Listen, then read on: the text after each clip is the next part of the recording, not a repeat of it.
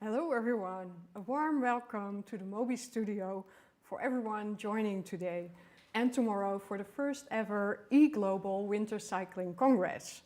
And the theme is Viva la Bike Boom.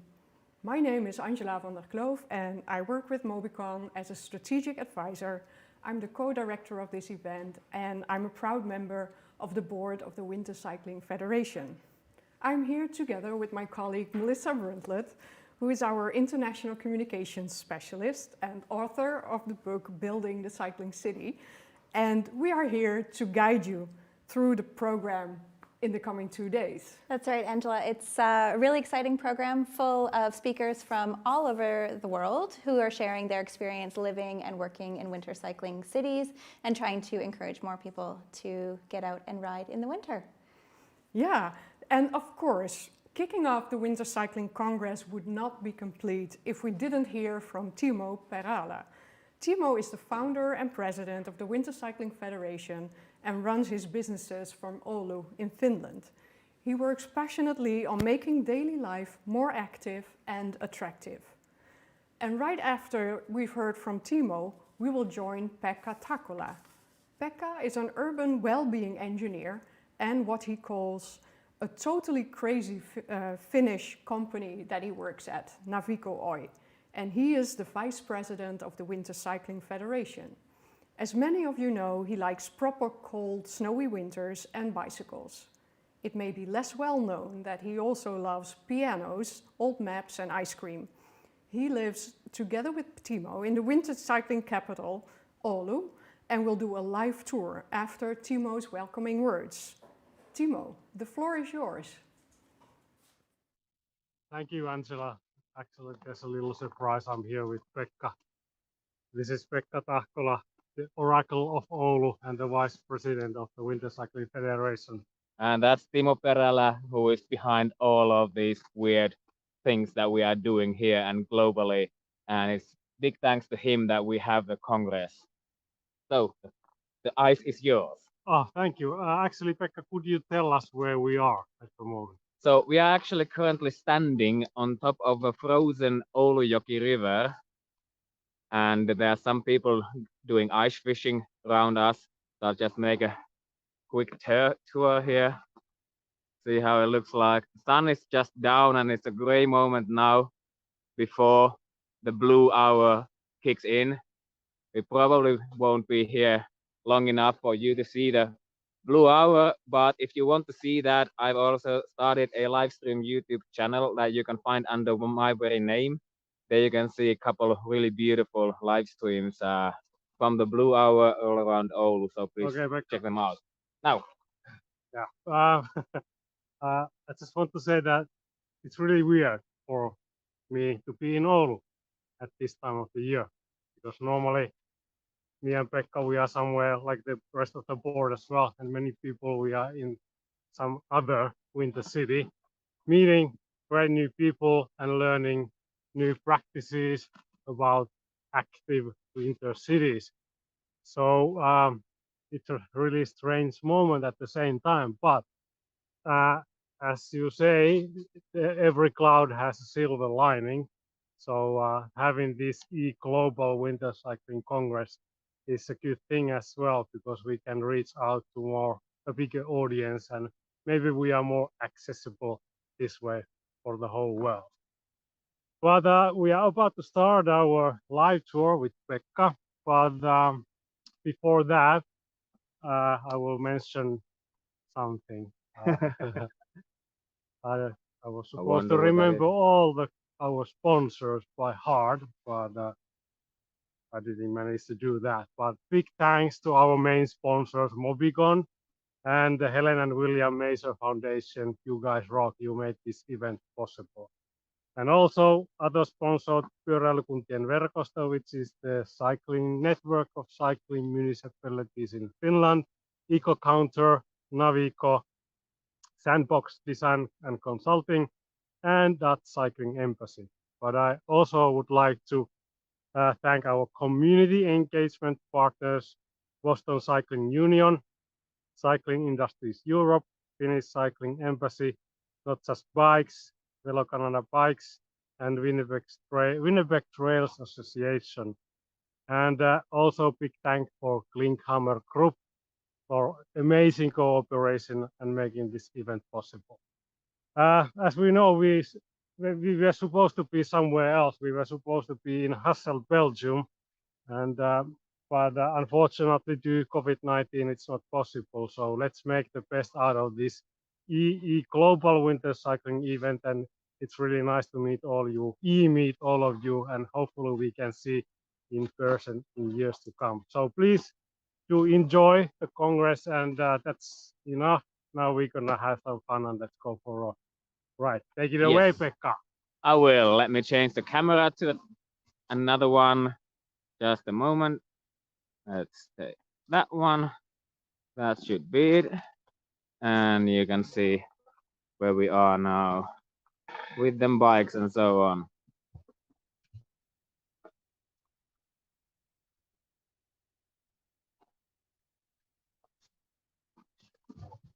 So guys, you lead the way first.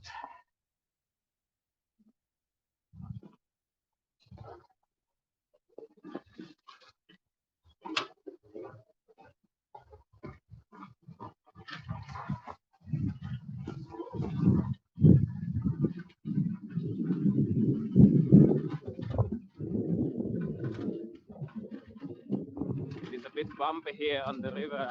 This is just a trail that the ice fishers have packed down. But soon we will get to proper cycling infrastructure. And did you know that in Oulu, Finland, which is located at the 65-degree latitude in the north, so almost at the Arctic Circle, there is 875 kilometers of totally safe, segregated bicycle paths in a city of 200,000 people, which means that there is actually 4.3 meters of bicycle path per every single resident living in the city.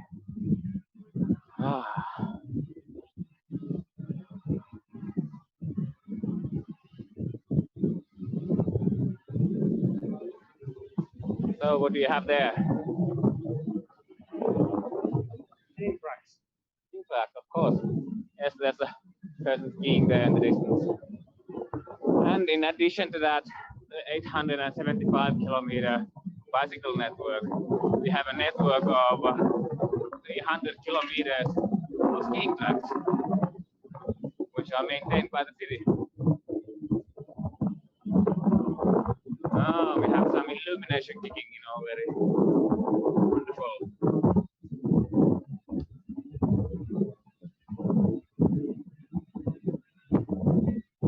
And now let's turn to the left.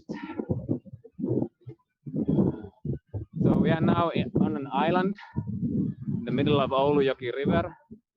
The city is located at the river mouth, the delta, and there are several branches of this river, and thus we also need several bridges to cross it. Now, for example, a series of bridges like these were constructed in 1984 and 1985, and even though there is a bigger bridge right 200 meters upstream from here, where you have cycle paths on both sides, even still they managed to build these about 5 meter wide bicycle paths, bridges here just for people cycling and walking in the 80s. And the 80s and early 90s was probably the most difficult time of building any bicycle infrastructure here because of the car-centric attitudes and politics and so on. Let's go that way, indeed. Hey, Tarvi.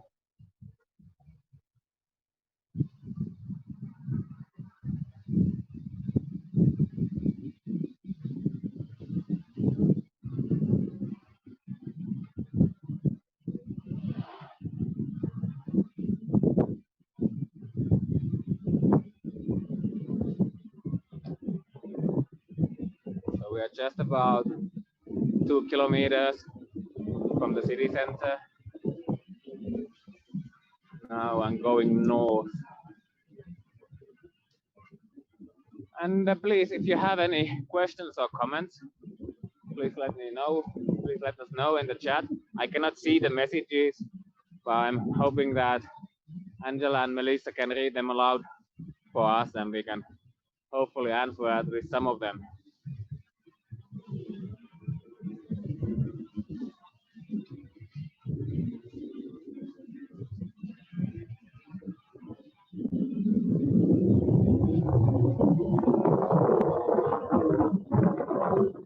I see that the camera is really struggling with the white balance, with all this whiteness here.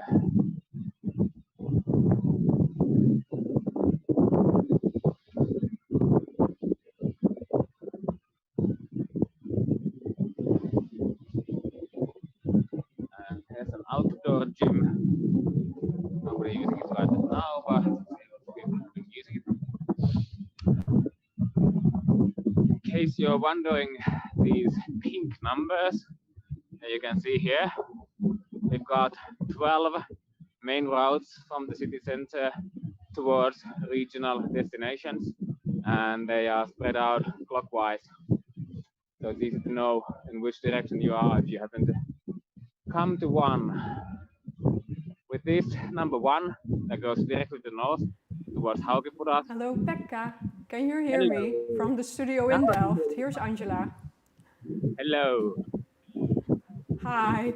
So, Pekka, we were wondering, you are on this amazing bike path now, but what happens when you want to reach your house in one of the pockets of houses? How does that look? Is it as well maintained as these nice cycle paths? Sure, we are now on a main bicycle path, which is an absolute maintenance priority, but also the secondary bicycle path network is really well maintained here. So even that can be plowed twice or even 3 times per day if necessary. And the good thing about those district and residential areas is that many of those streets, they are dead ends for motor traffic, but not for people walking and cycling. So it's easy to just start from your home street, go to the dead end and access a bicycle path from there, which will take you a totally separate network where you don't have to encounter much motor traffic, or in some cases not at all. Our network also. Okay. And can you show us some of that, or is that not on your route that you've planned now? We'll just continue now through this underpass. We have about 300 of these on the network, so that the collector or arterial road above us. And even though we have a little bit, a couple of meters climbing here, they are very shallow, not steep at all. So they are easy to cycle, and you can use the momentum that you gain on the downhill for the uphill. It makes it much faster. And what about your tires, Pekka? Do you have special winter tires, or do you have the same as in summer? It's just the same as in the summer, so perfectly regular bicycle tires that you have on your regular bike already. As you see, for example, the bike Timo is riding. So that's just a regular, shitty Mobycon style running bike. It is one of your old bikes that you love, right? Sorry?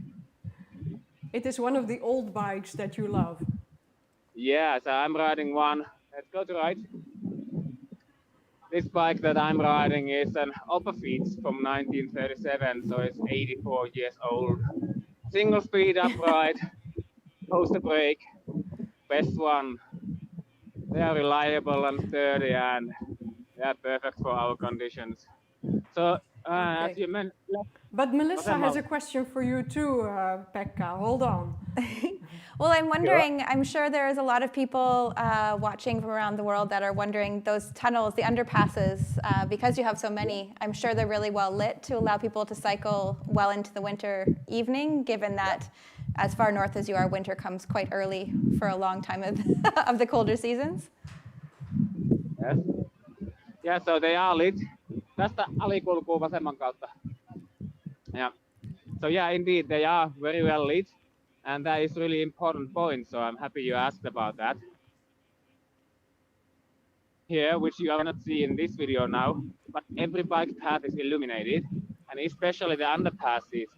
And these are not like tunnels, but these are more like these spacious and open areas. They are usually quite short. There's very good drainage on them, which is really important when the snow is melting, and to prevent icy conditions in downhills and so on. So some of the underpasses, because some of them were built as early as 1960s, they are a bit more closed or more tunnel-like. So they sometimes require even daytime lighting illumination. So some of them are illuminated 24/7. You're riding on, Pekka. It looks like it's shared with pedestrians as well, or is that because it's the?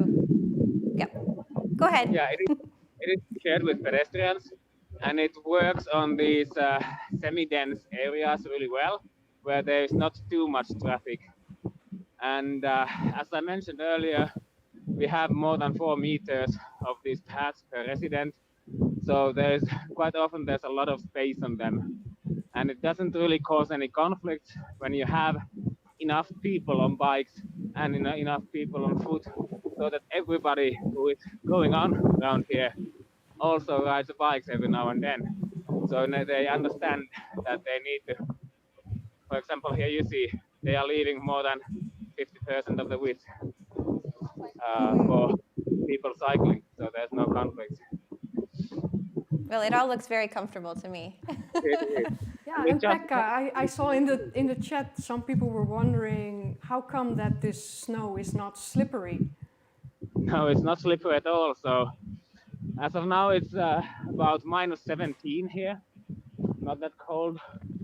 So it was -24 yesterday. I'm hoping we still get to experience some coldness, but we mechanically plow the surface. So most of the snow goes to the side onto the snowbanks, as you can see. And there is a really, really thin hard-packed snow layer left on the ground because the plow blades have small, tiny teeth.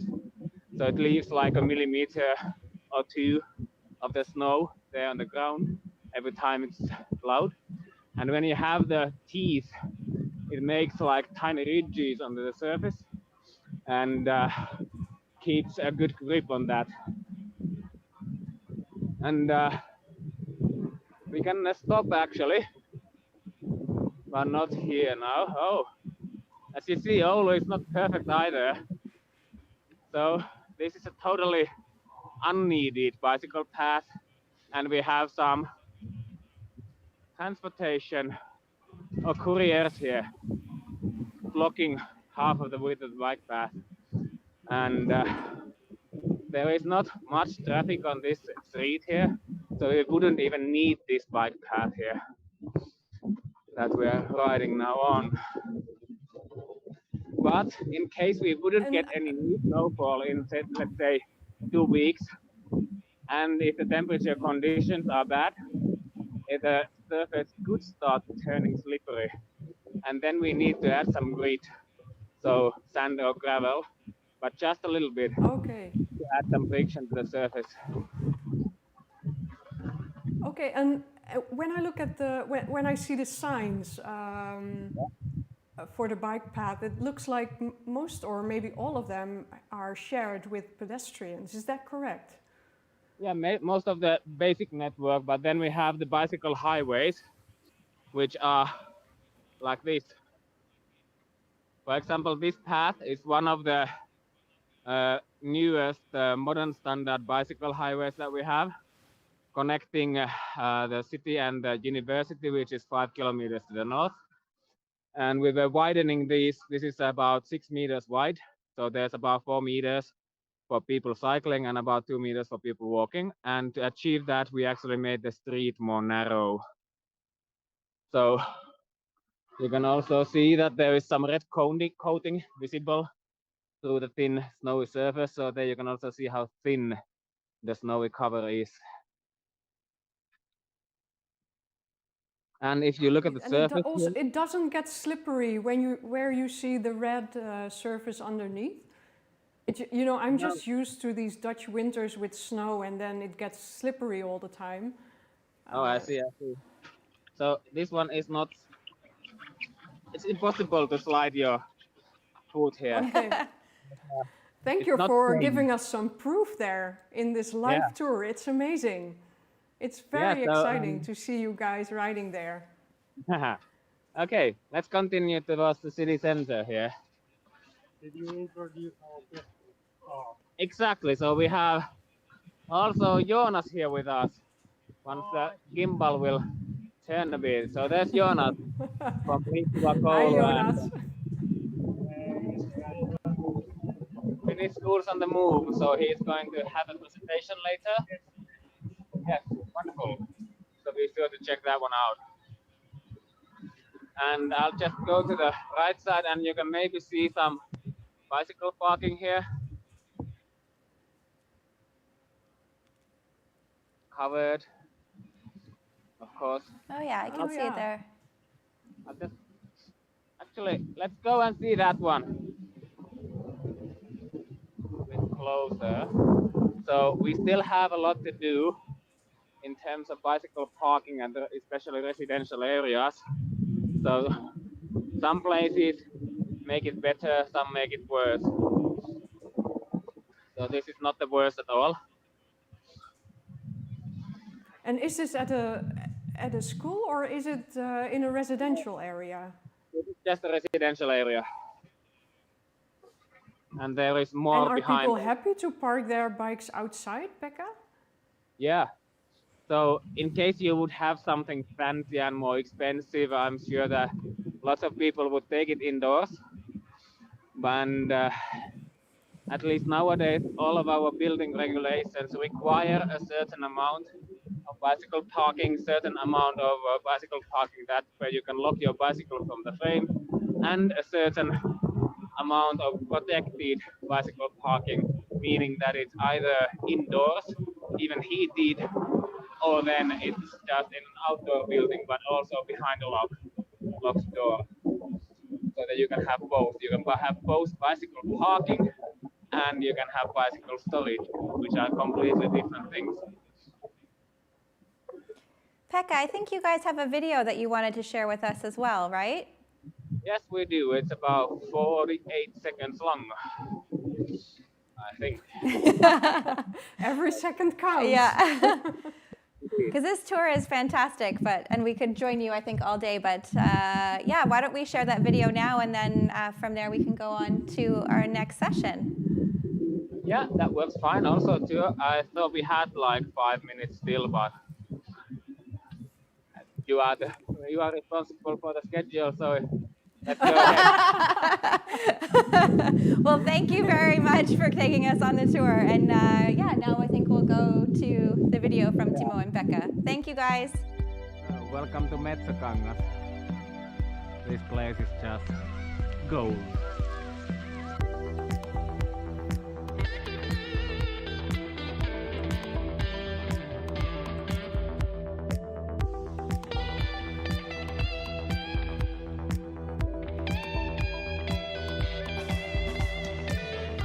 So this is Timo. This is Pekka. Everybody, Hironen. Hironen!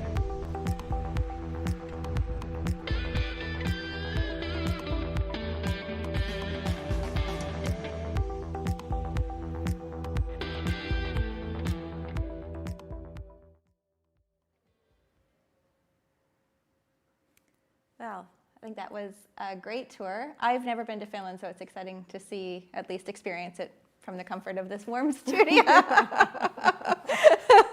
But it looks like that if you wanted to join their tour, you could just go to Mobycon and experience some of those tours with Pekka and Timo, which I think would be fantastic. So yeah, we're going to try to do our best to stay on schedule while we get through this really full program. And so I'm going to introduce our next session, which will start in just a few minutes. I'm just looking at the time.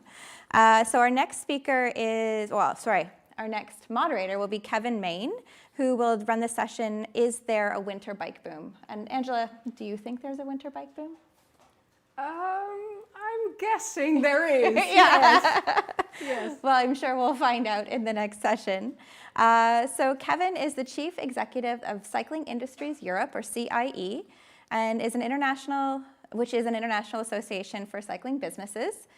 And he's been in an active leadership role with cycling advocacy and governance for over 20 years, during which time he's collaborated, supported, and learned from the cycling community in over 30 countries, and has worked for organizations like the ECF, Cycling UK, and held advisory positions to governments and expert groups, and is also on the board of the International Mountain Biking Association. So very busy guy. I got to meet Kevin actually when we did some interviews for the first book, so it's exciting to be able to have him here. Guys, am I a little bit ahead of schedule? A little bit.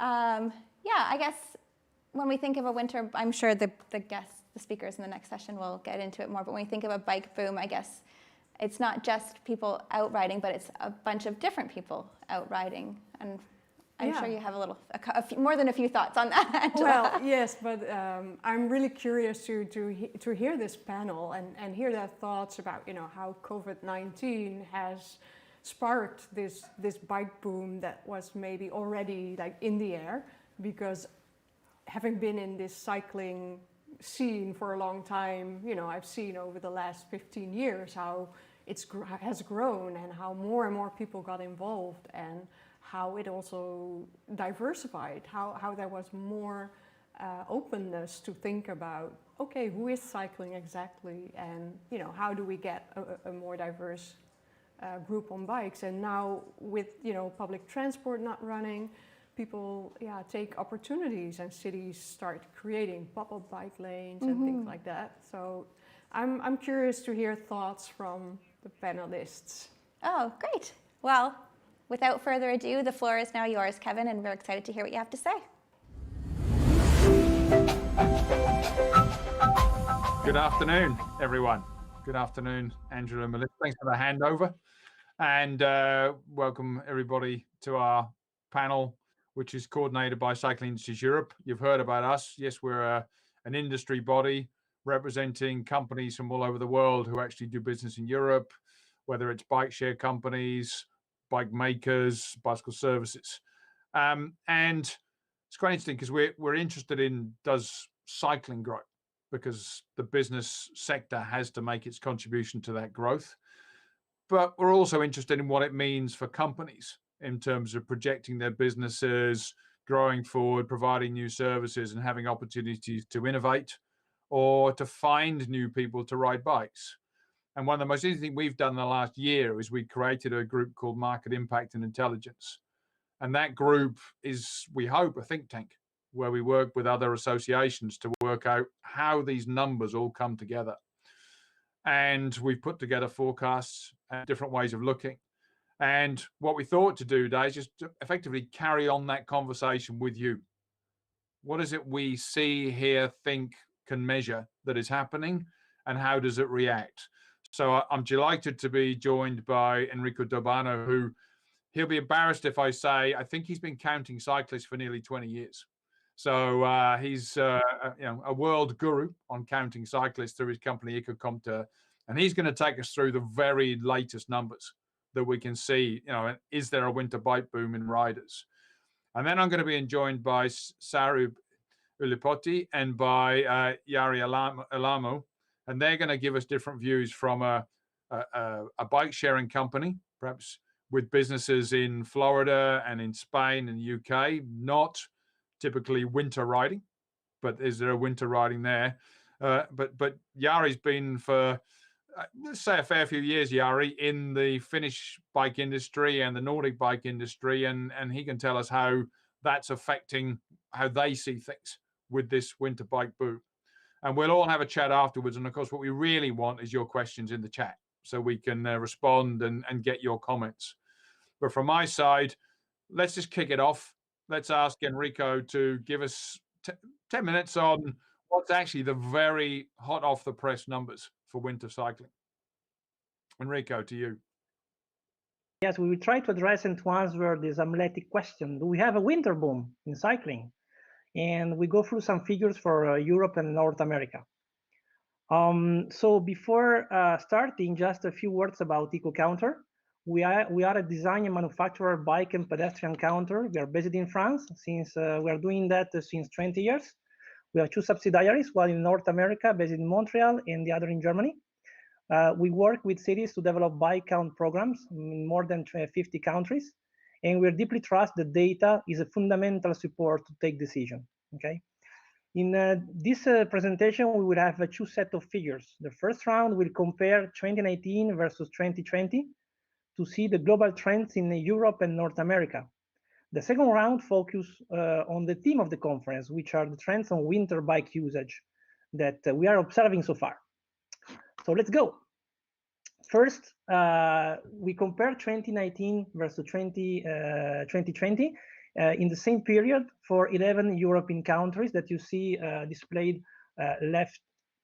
down left.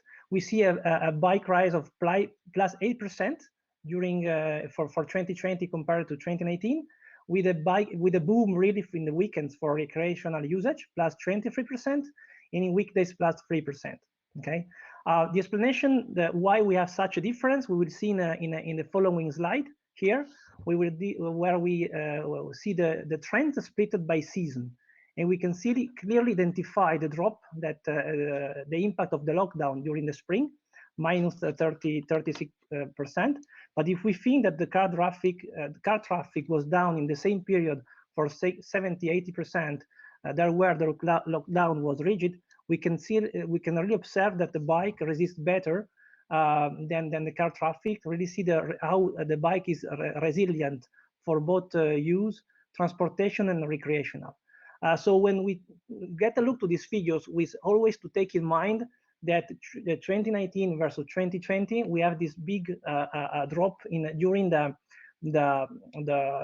spring that put down the figures for the weekdays more than for weekend.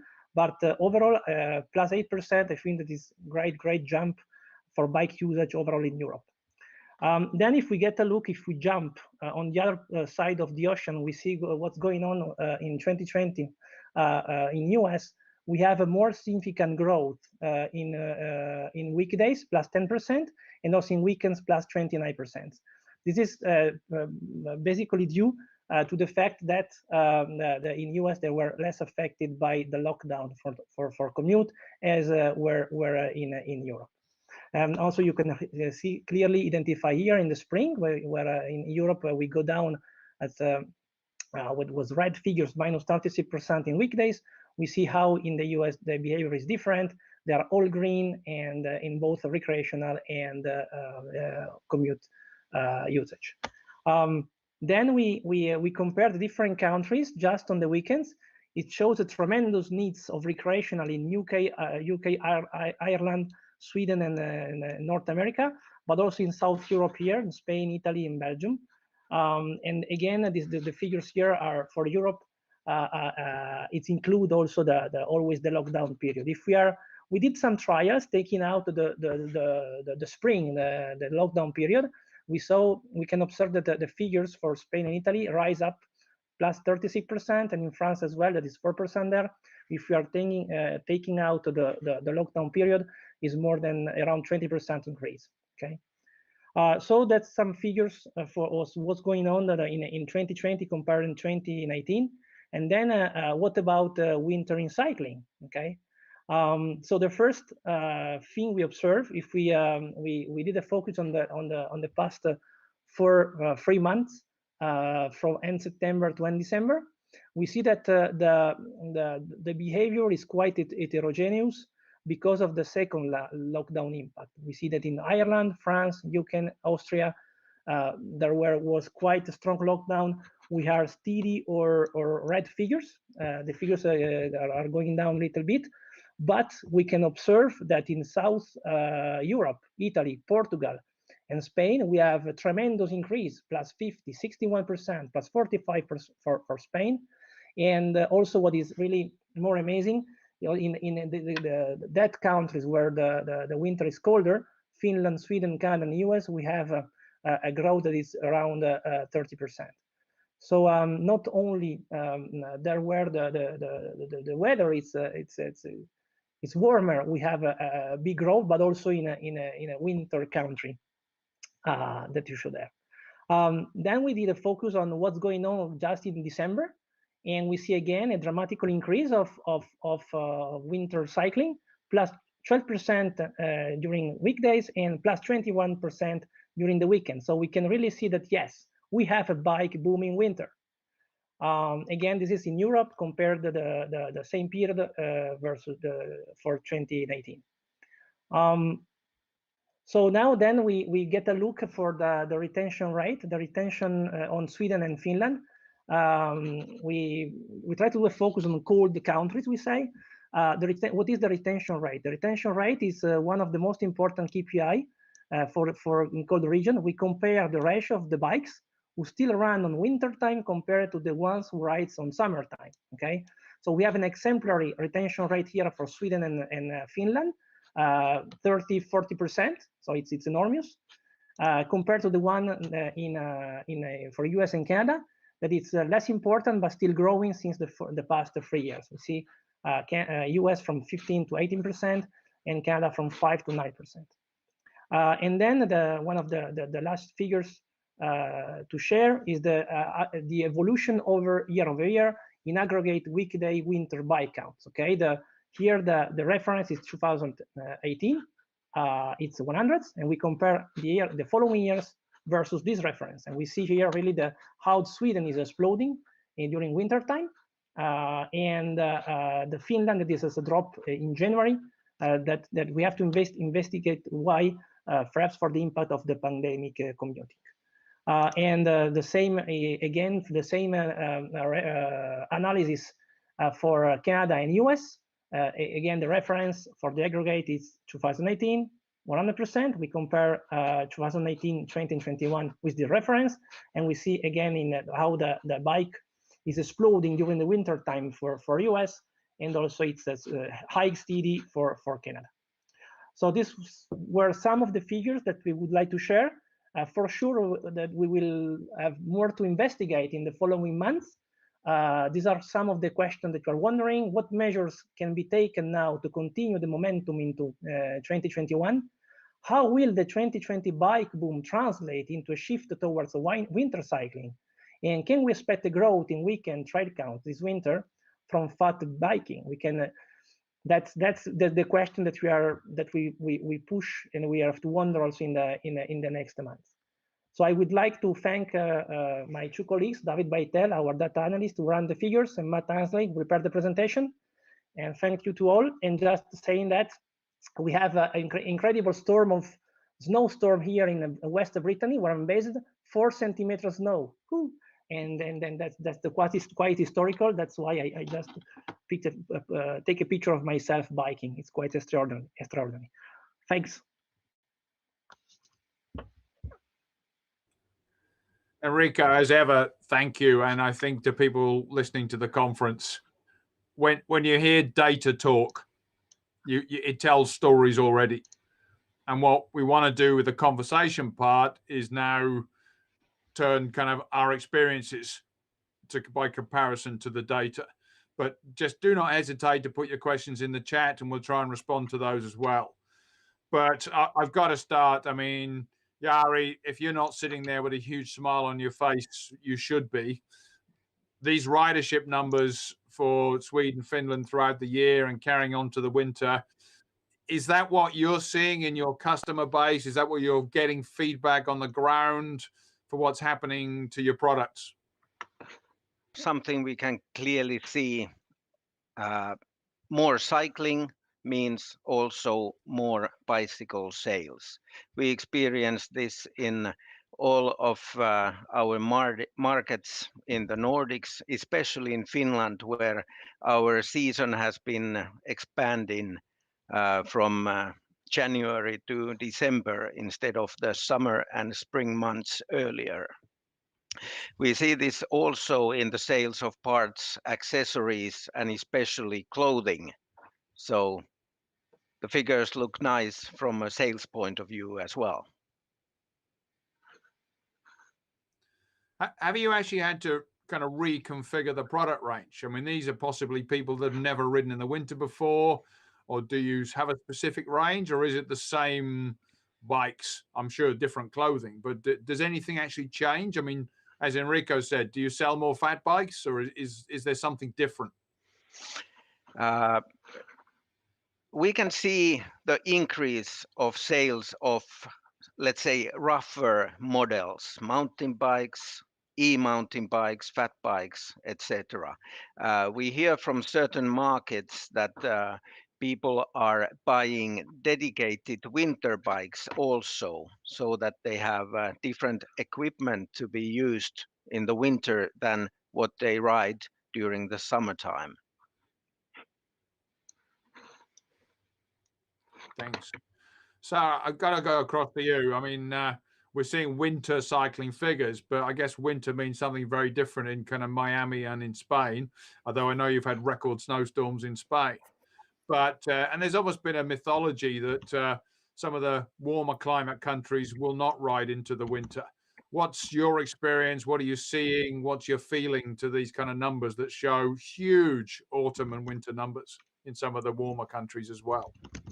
Well, I have probably an interesting perspective because I'm not from Spain. I'm from a traditionally cold place. So I know what real winter looks and feels like. I grew up with a lot of snow in cold Michigan, and my family is actually from Finland. So I know there's a lot of Finnish people here. So I know what real winter is. And when I moved to Spain, I had to laugh a lot about how Spanish people complained that 10 degrees Celsius is freezing and they wanted to stay inside.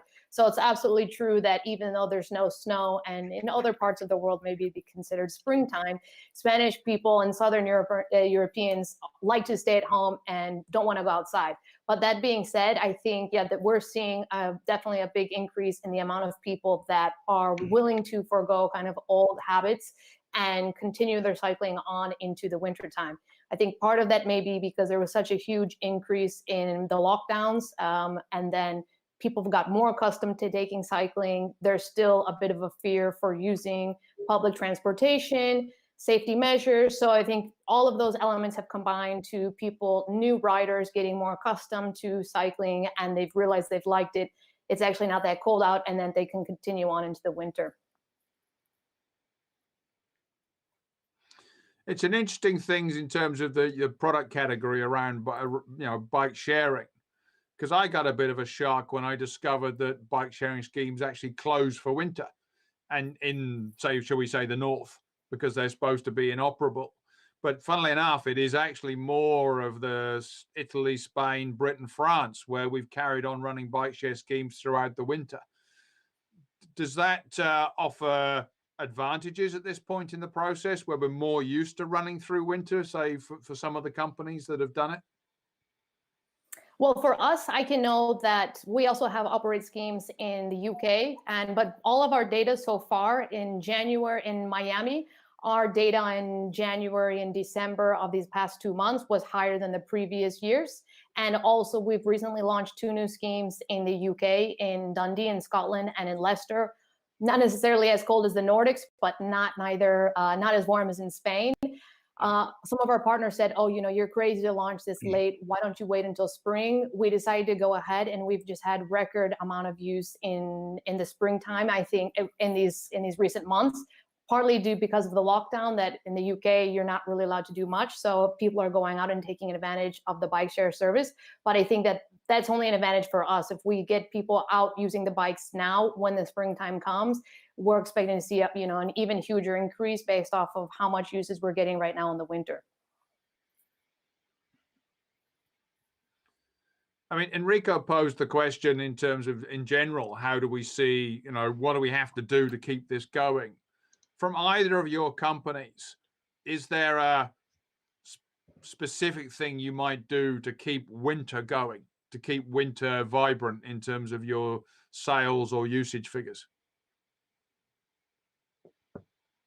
From our side, it's a good question. We might consider it, depending on the usage, we could consider offering special pricing, like a December or January discount on the membership for people to continue using it. And then depending on the location and how the weather is, maybe we would outfit our bikes to a certain degree. The only issue we have is that we are solely an e-bike company. So of course, if it does drop below a certain percentage, then we have some difficulties with charging the bikes. But we actually think that we have a huge advantage of being an e-bike company, because when it's cold out, maybe you want to get faster to your journey. So people are more willing to take a trip with an e-bike than a mechanical bike if it's going to take you twice as long and it's January. From our bicycle manufacturer's point of view, it comes down to product design, accessories, studded tires, equipment to keep the batteries warm, and of course, mountain bikes, fat bikes, suitable gear for the Nordic environment. We have a good question in the chat, which is for you, Enrico, which actually says, do the counters actually work effectively in the winter? I could probably say the same for the bikes and the bike share. Do any of you actually hit technical performance issues in winter that you're dealing with on behalf of your companies? But the first question was for you, Enrico. Well, the first for our counters are designed to stay in the hardest condition. For we are selling in 50 countries. Since we have counters in Lahti, in Rovaniemi, out of the Arctic polar circle, can resist minus 40, minus 50 degrees, up to in the desert in Dubai. This is not really the situation here, but can resist extreme condition. They are really designed especially for that. And we guarantee the performance of the same performance all over the year. For sure, if we have half meter snow, they will not count, but it's difficult also to bike with half a meter snow. So it's in the standard condition, also in winter cycling, you saw in the first slide of the presentation that was a real situation in Montreal. In that situation where we are snow plowing, or limited snow plowing as well, it works correctly. Jari, I mean, you mentioned battery heaters, but do you see greater challenges with warranties or kind of bike support when you're putting new bikes into the market in the winter, if you do that in the winter season? We see some performance differences of the batteries between summer and winter time. However, the consumers seem to understand this based on their experiences with mobile phones, even cars, that the batteries do not function quite as good during the winter time than they do during the summer. So we haven't heard that many issues. The e-bike's range might be somewhat shorter during the winter time, but in our communication, we try to remind people to store and charge the batteries inside, and they have managed to do so quite well. There are not too many claims. And Sarah, anything on the operational side, especially with an e-bike fleet? Do you see winter differences in reliability or anything? Well, I think, as Jari mentioned as well, with the e-bike charging, we have to keep that in mind. If it gets below a certain degree, then we have to maybe send out a maintenance team to either, start up the batteries again, because our entire system and fleet is designed to be on street and using public infrastructure. However, if we were to move to a Nordics or focus on a much more colder area, maybe we would put some tweaks into our design system as far as placing the stations, not on street level, but maybe near a subway entrance, so it's slightly protected, or some other small elements of using the same exact system, but it's adapted to a colder environment to protect the battery and the charging stations. Yeah. There's a lovely question in the chat, which I don't know quite who's set up to answer this, but it says, do you think if we sell more fat bikes that somehow path maintenance will suffer? And when I first read it, I thought the question was, will the fat bikes damage the bike paths? But then I see the question actually says, maybe people will actually complain less about the condition of the bike path if they're on fat bikes. But I guess in terms of if we build bikes for tougher conditions, we sell tougher bikes, particularly Jari, but we build extremely robust bike share bikes. Do people care less about the conditions under the wheels? Any thoughts? Anything you've ever looked at?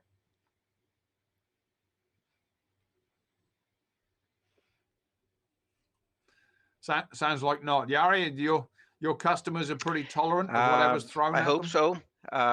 The challenge is we've got 0.5 meters of snow in Finland almost everywhere at the moment, and the paths have not been rideable in many places until recently.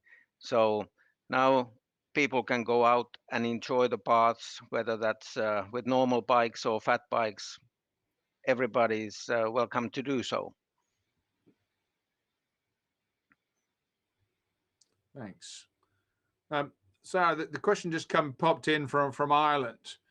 Does actually the duration of rides change in bike hire, bike share that you know of from winter to summer? I mean, is there people more likely to take it for an hour than for 10 minutes, or do you know whether there's any significant difference? I mean, definitely, yes, people are more interested in taking longer rides when the weather is better, but that's not to say it's a hard, fast rule, because we have operations now in Dundee, Scotland, so it's very cold, and we've been having people complaining, I want to take the bike out for 6 hours, and and the battery's not lasting that long because it's not been designed for, ours is an urban bike share service, not recreational bikes, but people are enjoying taking the bikes out even in the wintertime. So it's not a hard, fast rule. Sure. And I guess, Enrico, in terms of what you're saying to us already, this daytime winter urban recreational. I mean, there would seem to be that our bike boom is through the year and this winter, that the core of it is actually recreational rather than commuting. I mean, we really observe a strong need on recreational. I think that we in 2020 has been quite hard for in a lot of countries, and we really see how people enjoy riding bikes again. But also what is shown also in December, and this is to be confirmed also in January, February, and March. But I remember that in January 2020 was not really yet the pandemic, and there has been already a month where we observe an incredible rising versus 2019. And the fact that we also in 2021, sorry, we are observing already a boom also in January. I think that is a very good sign. Well, despite of the weather condition that has been mentioned before in Finland, we see really that I think also for commuting we have in a second we rise a step. We are really I think a very nice bike boom in front of us for winter cycling. Also for commuting. Yeah. Good. Yeah, thanks. Interesting. And Jari, I guess it does come back to you, but there is a question in the chat about the overall effect of sales up, and obviously Nordic region sales are up. But do you know, or does anybody know in general, whether that's actually being matched by a rise in issues like, for example, theft in relation to the number of bikes out there in the community? I certainly know from a Belgian view that theft is up in a city like Brussels, but are you seeing similar things? I have not let myself known about the latest figures around theft, but it is very likely that with these booming sales figures, the amount of challenges of that kind will rise also. Yeah, I guess we hate to say the fact that the supply chain's been empty of bikes for a while. Maybe that's been the easiest route to market. Yeah, which would I be think a real shame. the biggest challenge for 2021 in Finland and in the Nordics will be the supply of bikes. The lead times also are really long. Yeah. Yeah. We have 2 or 3 minutes left. And what I'd like to do is just a small round to each of you. I mean, the question we posed ourselves, the question posed for the audience was, is there a winter bike boom? But I think, you know, the figures have said that it is. You have said that it is. Give us a prognosis looking to the end of 2021 rather than the beginning. And we are hopefully out of pandemic and we are beginning to kind of normalize. This has been an extraordinary 12 months. But what does your new normal either hopefully look like, or is your business planning for around the new normal at the end of 2021 and beyond? So, I mean, you kicked us off, Enrico, but what's, from a business point of view and from the work you're doing on counting, what's your projection on the new normal? So we can talk about winter cycling 2021 into 22. Yeah, I mean, I think that there is a trend that the pandemic has accelerated. There is a social changing in the cities. We want more livable cities, and I think that the biking is part of it. And I think that in France, where we are based, we say that we earn, for bicycle perspective, we earn 5 years. Okay, so we are really accelerating dramatically. We saw in Paris they just finished the brand new bike path, and they're already full of. I mean, it seems Amsterdam in some neither in also in winter they still 40% in Paris. So we see that in the cities where more dense. I think that they discover really that the bike it's the best way to commute, and we enter really. I really think that we enter in a new era, and you are really seeing we are more and more inquiries coming also from medium and little cities, less than 60,000 inhabitants in France. So there really a change and a mode shift, and we are entering in a new era and a new wave for 2021, and yeah, so very glad to be part of it. Good. I see the director's giving me the hurry up, so that's good. We're nearly there, but no, I did say let's do a round. So Sarah, what's your new normal for next well, I'll winter? be quick as we have limited time, but I think as well that we're trying to capitalize this new interest and trying to capture all of these new cyclists and making it not something temporary related to the pandemic, but a new habit and a new routine, but also relying on the support from local governments, because there's a lot of interest in making cycling infrastructure easier to use. So I think if during this year, the cities and the local officials help to make it safer and more sustainable for cyclists to travel, we're hoping that by the end of the year, then it will become a new daily habit. It'll be safer, it'll be easier, and just as fun as it's always been. So we're really hoping to maintain this excitement and interest. Thank you. Jari, take us up into the cold and tell us what your new normal Our new is. normal means more cycling, and for us as a bicycle company, it means more bicycle sales. We believe strongly in the growth of e-mobility in different sectors of the bicycle business and bicycling as a whole.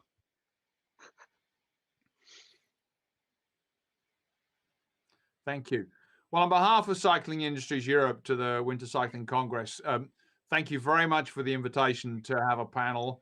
I hope we've kicked you off in a really positive vibe, that there is a lot happening, and that our sector and our companies and the businesses we represent really want to be kind of partners in this journey, because we all share the upside of more cycling. Yes, we share it commercially, but of course it's our joint contribution to climate change, health, sustainability, and we would welcome being your partners on that journey. So thank you very much to my colleagues on the panel, and thanks to the audience for participating in the chat. Enjoy the rest of the Congress.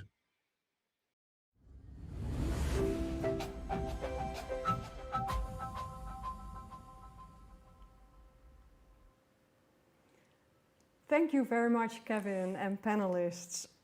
It is so great to have this kickoff that really supports our claim, Viva la Bike Boom. And to make it, well, even more exciting, you know, for the rest of the program, we now turn to our keynote session of the day with the title, Big Decisions, Cycling and the Future of Earth. The moderator for this session is Anders Swanson. Anders is an artist and public policy expert specializing in making good things happen. He runs an all modes nonprofit in Winnipeg called Winnipeg Trails, and he is a secretary of the Winter Cycling Federation, co-director of this event, and founder of the Winter Bike to Work Day, which takes place tomorrow. And he's also the chair of Canada Bikes. Anders, the floor is yours. Hi, everybody. Nice to see you. Hope everyone's comfortable. I moved an armchair up in front of this bookshelf, and I talked to all my friends who read, and I borrowed all their books just so that I would feel comfortable with the people I have the honor of introducing, who are a lot smarter than me. I also have my guitar, which is a bit of a sore point still because speaking to my fellow organizers, my idea was that I should play a short acoustic set just to warm up the crowd a little bit. And I got interrupted really right away that no, you're not doing that. Not when you've got a Harvard educated city planner, one of the few who's ever become an MP. A guy who is the parliamentary secretary to the Minister of Infrastructure and Communities in Canada. Not when you've got a guy who's started nonprofits left, right, and center to advance and innovation in his field. And I said, okay, well, I guess if you put it that way. To be fair, he did announce a national active transportation strategy on the day before the whole world shut down, basically. So I guess he has something to say. But you have not heard my jazzy rendition of Blind Melon's early hits, but I understand. So maybe I can cut my set down just a little bit, and I could still play. And then they interrupted me again. They said, no, that's not happening. You've got a woman here who not only did she say yes to anything in the program and get involved right away and making everything so easy on the organizers, but she travels around the world and is a true expert in land use and in how cities are developing something that really is would otherwise be a big gap in this program. The simplest form of transportation, the things that we often forget, but the one that underpins everything and the one that became most important in all of this. So there's absolutely no way that you're going to take up any time with her with your musical musings. And I said, okay, I don't think you understand. I'm from Winnipeg. We're fond of saying it's minus 35 here for 8 months a year. All we can do is stay in our parents' basement and play guitar. And I wasn't going to tell this story, but it's a true fact. Neil Young's auntie used to be my babysitter. And so if I could at least do a quick rundown of Heart of Gold, just real quick. And then they interrupted me again and said, no, you know what? I don't think you realize what you've got here. You've got a guy, not only has he written more books than you can borrow from all the friends who you know how to read, but he was literally around the table when the world broke the story about climate change. His buddy Al Gore won a Nobel Prize. He's won the Order of Australia. And he writes studies basically about the future of humanity, seemingly in his sleep, 3 or 4, and a couple on the side, just because he feels like it.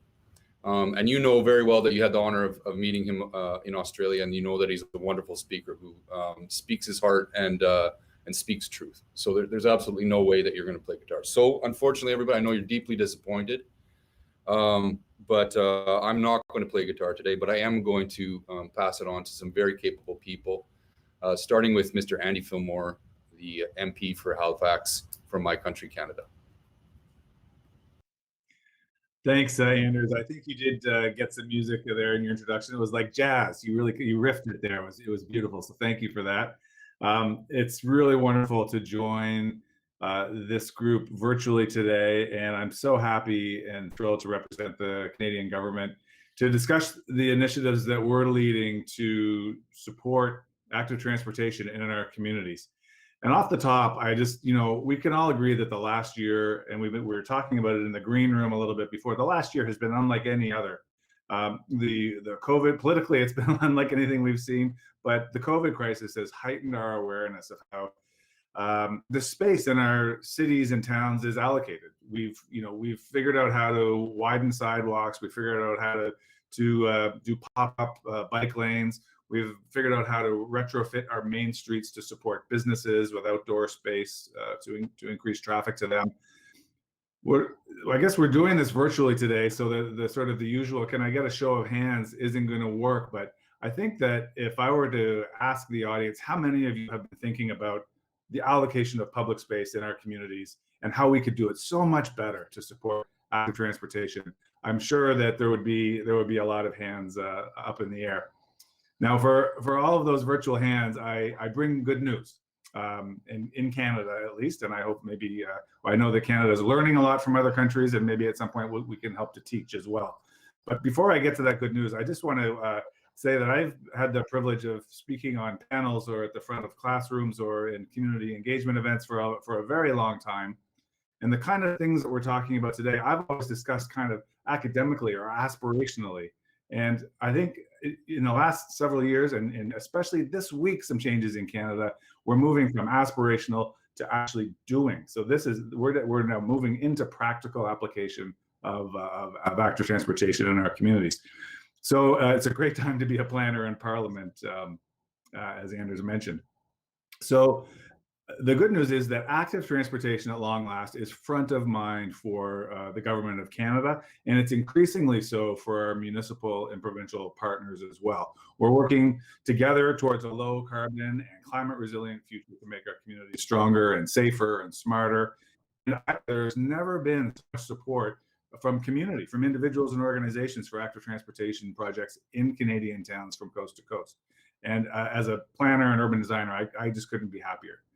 Now, since we launched our massive Investing in Canada infrastructure plan, $180 billion in 2016, we funded a total of 126 AT projects, active transportation projects, that have yielded about 500 kilometers of walking and bike lane. As of, I don't have up-to-date figures, but as of mid last summer, the federal share of that was about $54 million, and that leveraged a similar amount from other orders of government. But we can do so much better. I mean, that's a great start, but we can do so much better. So earlier this week, we announced something called the Canada Healthy Communities Initiative. And I was deeply inspired by New Zealand's program. I think it was called Healthy Streets for People. And it was about this sort of pop-up sidewalk widening, pop-up bike lanes, pop-up reuse of public space to support social and economic recovery. So we launched that in earlier this week on Monday. Community Foundations of Canada is administering this grant program for us. Grants between $5,000 and $250,000 to do the kind of things that I've just mentioned. And to go back to the support and the groundswell for this, if the attendance at a Zoom-based now grants program is any indication, there were 1,600 people on the Zoom call. I mean, that's a $31 million program. It's not, in the scheme of things, a lot of money. The Prime Minister announced $14 billion for public transit yesterday and had a handful of people on the Zoom call, So, I mean, there is something about movement for active transportation that is speaking to people very, very, very deeply. Now, this announcement yesterday of $14.9 billion for transit includes a massive share for active transportation. So just the fact that active transportation is now being seen by government, by the Treasury Board, by the Cabinet as a fundamental piece of government's role in moving people around the country is critical. And active transportation has also been embedded in our renewed climate plan, our enhanced climate plan recently.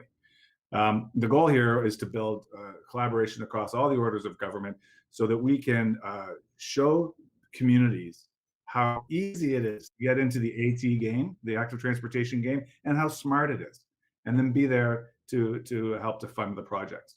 Now that kind of brings us to winter. We can't think about active transportation in Canada without thinking of winter. So the National Active Transportation Strategy that Anders mentioned, Canada's Minister of Infrastructure and Communities, Catherine McKenna, tapped me to lead that about 3 weeks before the world shut down.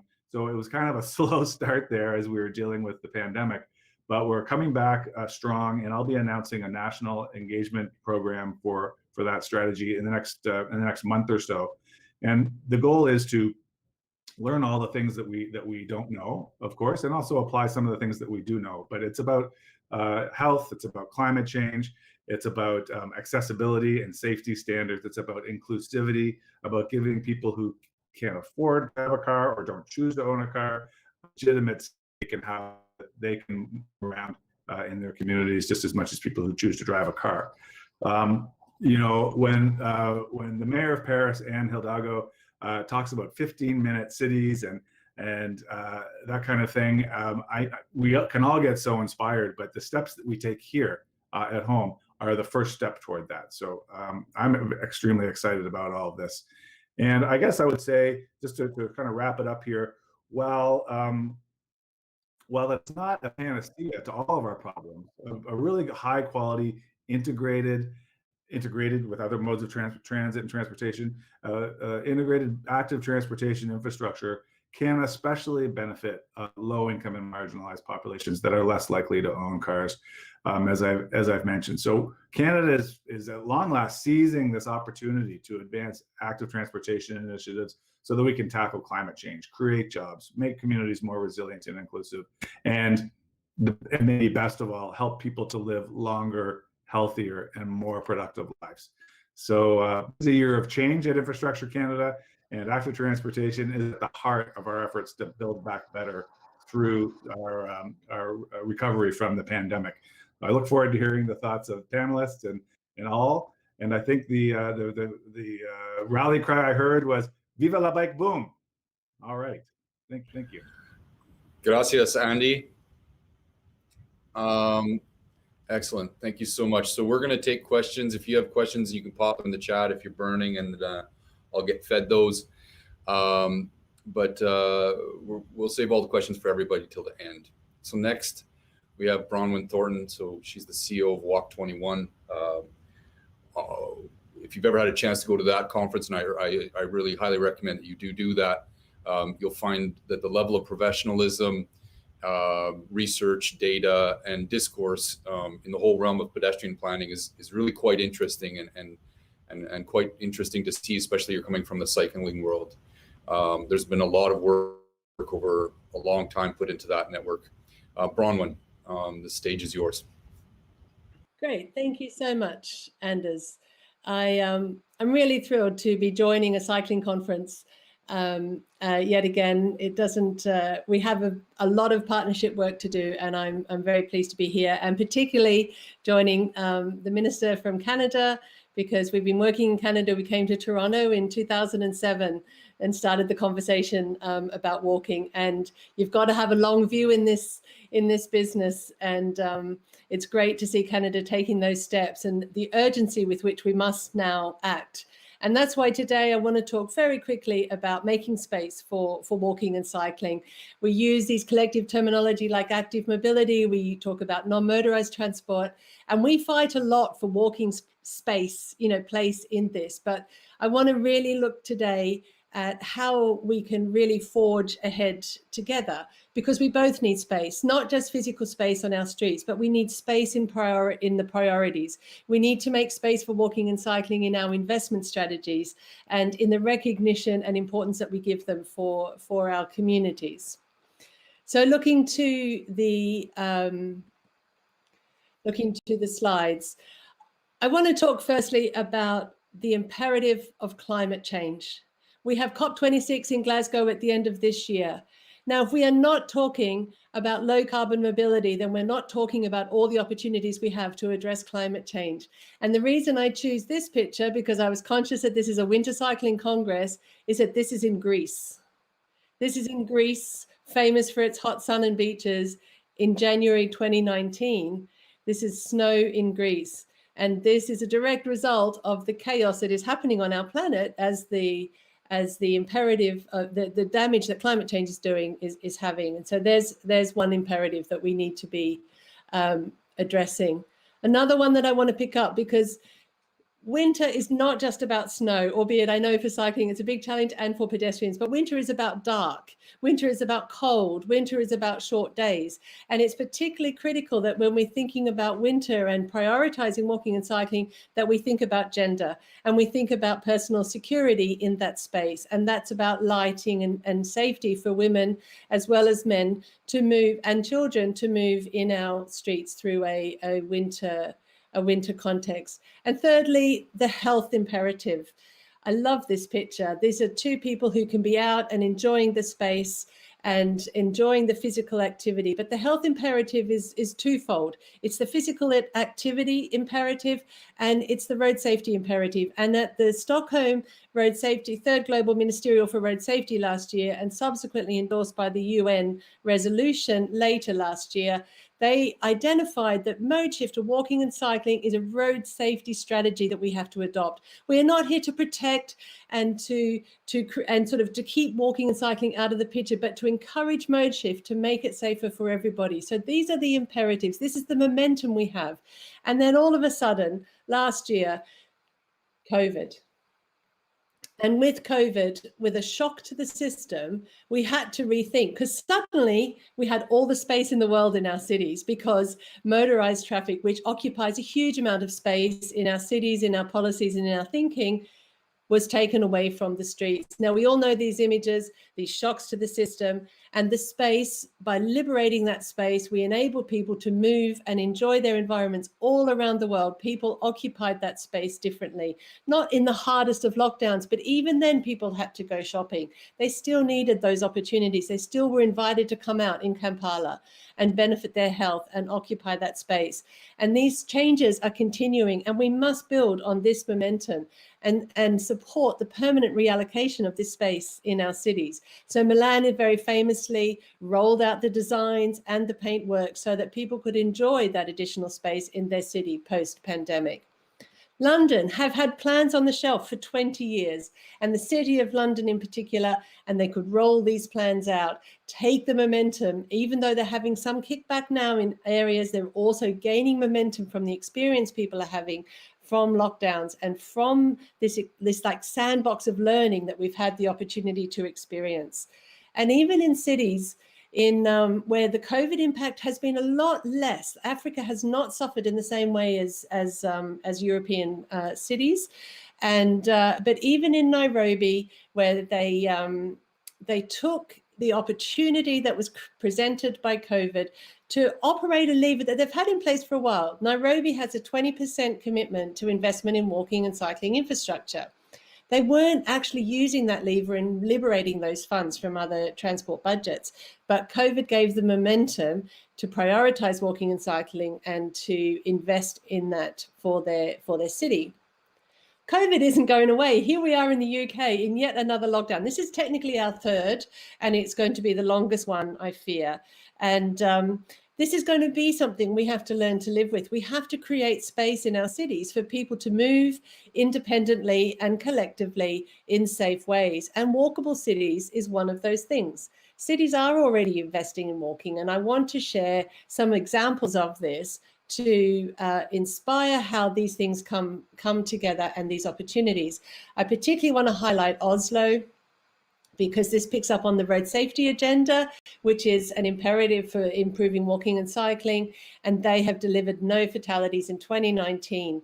And it's a long-term commitment and prioritization and investment in walkability and traffic management that has achieved this. On the other hand, to the other side of my screen, to Rotterdam, I'm sure we'll hear lots from the Netherlands over the course of this conference, and they are famous for their cycling, but they are also now trying to be famous for their pedestrian work as well. And Rotterdam is absolutely leading the charge on this. They have a new walking plan for the city, and I know that a new walking strategy at a national level is in place, and Amsterdam is looking at how it uses its limited public space for the best effect. And so I think the Netherlands for walking, whilst an established expert for cycling, the Netherlands for walking is definitely a place to watch.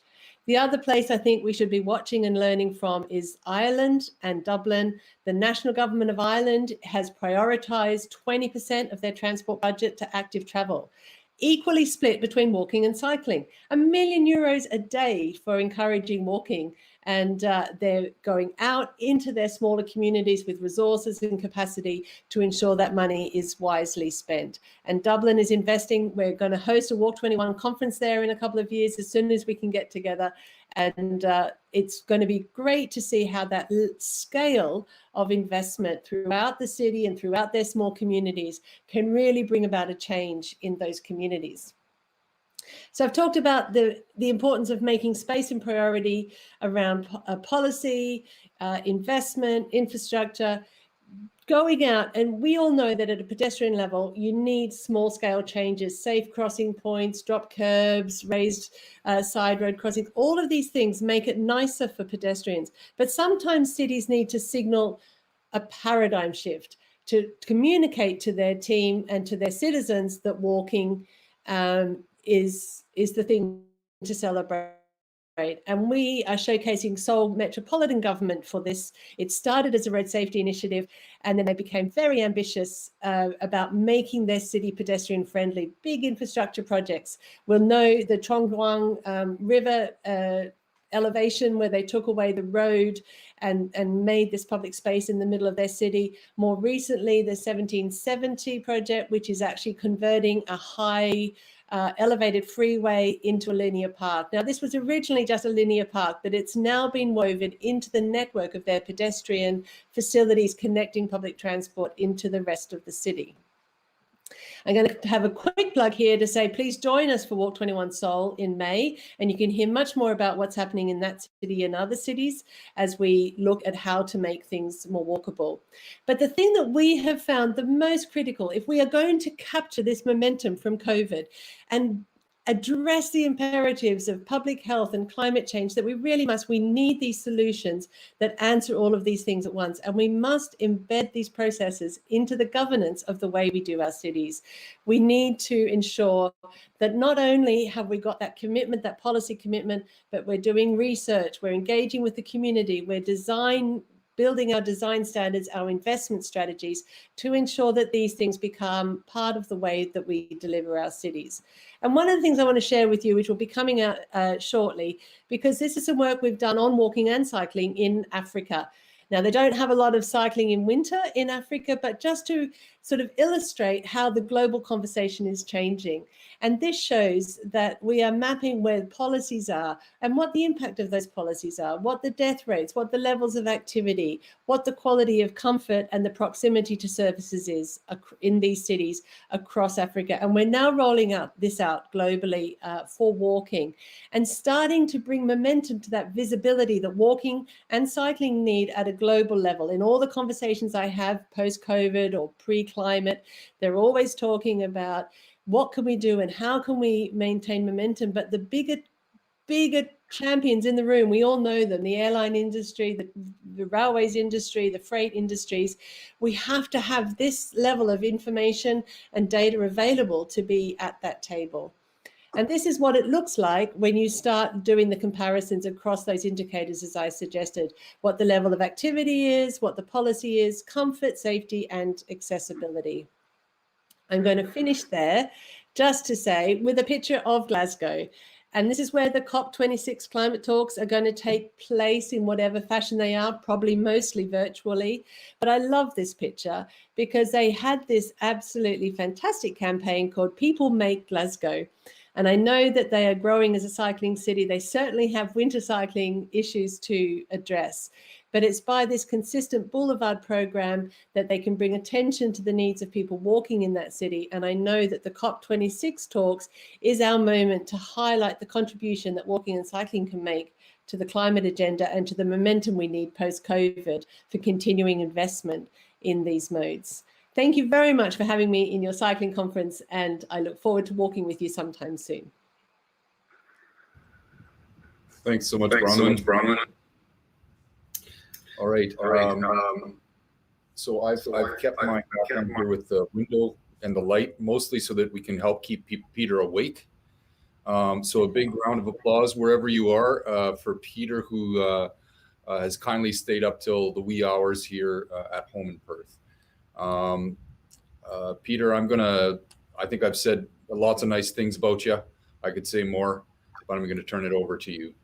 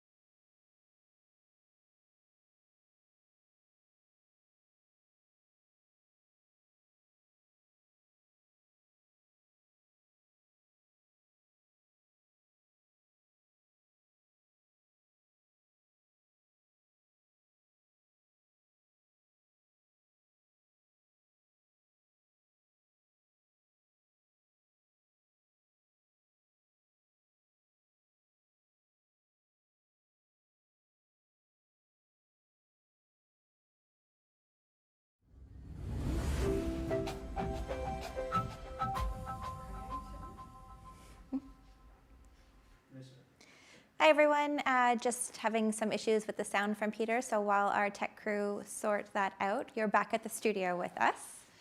Angela, what kind of reflections so far based on the conversation did you find most interesting? Well, I really appreciate, of course, a politician joining our conference and sharing his experience from his position and what he can do to accelerate cycling. And I think it's very exciting to have a Canadian MP talk about that, because the first time I was in Canada in 2010, it was not really on the national agenda. So I think there is a huge leap forward, and it's really interesting to also hear about the winter perspective, which is of course very relevant for any Canadian Yes, city. of course, yeah. And what about you? Well, I really liked listening to what Bronwyn was saying in terms of, it's always interesting at these cycling congresses or conferences to think about the relationship between walking and cycling. And so although her focus is very much on, much more on walking in terms of her role with Walk 21, I think there's a lot of parallels. And so, hearing about, from a social safety perspective or a health perspective and climate change, of course, how the two are interrelated and how much benefit can come when we think about these issues on not just on the hyper-focused level of cycling, but the broader sustainable transportation level. I find that really interesting. Yeah, indeed. And of course, we look very much forward to the presentation by Peter, which will kind of, bring it to the next level of thinking, because, in the end, walking and cycling are just, little parts of this big puzzle of, the globe that we live on. And so it is always interesting to figure out how, the small things are connected with the bigger things, and how a change on the small scale can hopefully spark something on the larger scale. Yeah. So that is, I expect to be inspired in that sense. So we will now go back and try the sound from Peter Newman.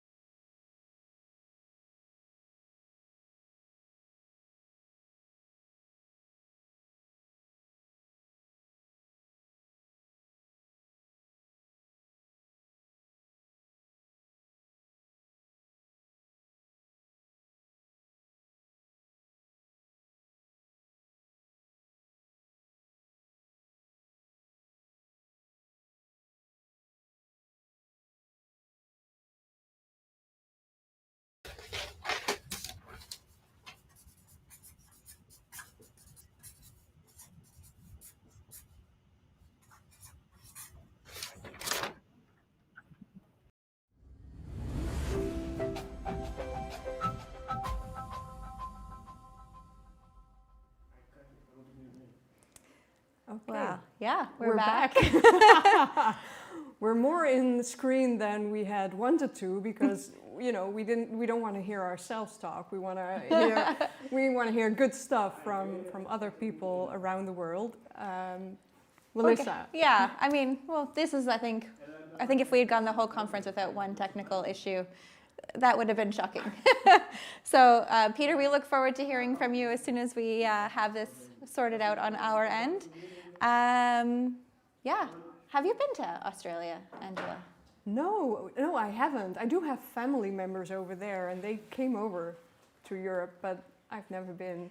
So I don't know if Peter will mention it. I actually had the opportunity in the autumn, I want to say fall because it's such a Canadian thing to say, but the autumn of 2019. And Perth is actually, when it comes to cycling, I know their winters are not as extreme as, say, much more northern climates here, but they've actually got some wonderful red asphalt throughout various parts of the city. It's this lovely burgeoning bike network, which was really interesting to experience. And, we kind of felt like we were in the Netherlands, but not quite because it is very warm there. Right.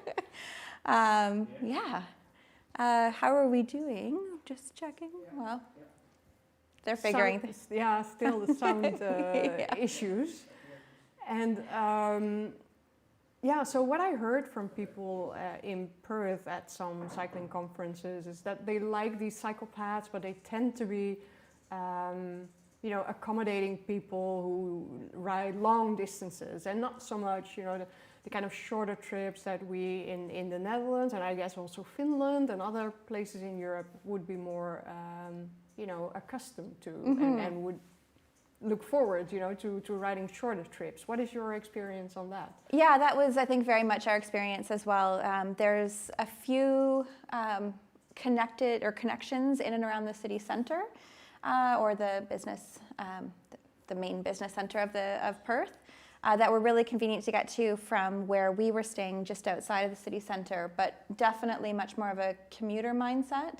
And some of the newer cycle routes that are along the light rail network, which are great for connecting people to each of the stations, weren't quite as well connected into the neighborhood. So a long-term vision, that's something that at least the advocates that we got to meet when we were there were saying that's where things need to go next, is how do we connect the neighborhoods to those transit centers? So I hear we're going to try again. Fingers crossed. Okay. Well, let me try again. Third time lucky. I'm from Perth, and it sounds like there's a few experts talking about Perth as well. And I was certainly part of the reconstruction of our city over the last 40 years in terms of its public transport and its cycling and walking networks, which were almost non-existent 40 years ago.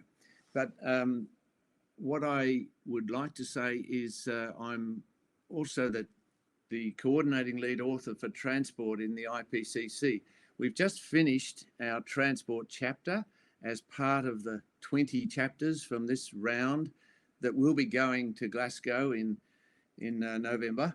And this report is now open for review. And if you want to be a reviewer in it, you can still apply to be part of that. So please think about doing that and telling me and the others in our wonderful group that we should be doing more about cycling, because the more reviewers say that, the better. So next slide, please. This is the problem. Okay, it's going to take a while to change my slides. I want to put the COVID collapse in context.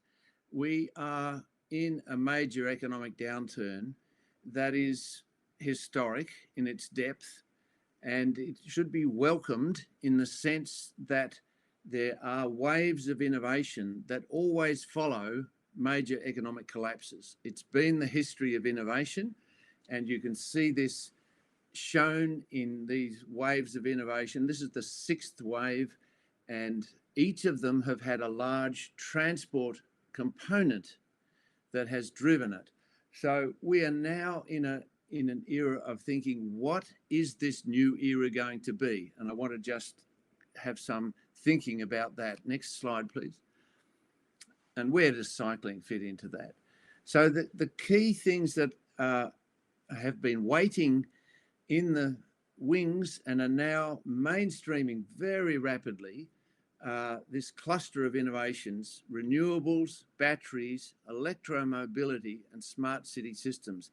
And they fit together, they are integrated, and they are going to transform our cities. This is going to be how we are shaping our cities into the future. And I want to think about how cycling and walking and public transport fit into that. Next, please. The reality is renewables has won the race for to be the cheapest power in history. There has been nothing cheaper before this. And you can see the dramatic decline in the cost of solar in the last 10 years, an 89% decline, and wind as well.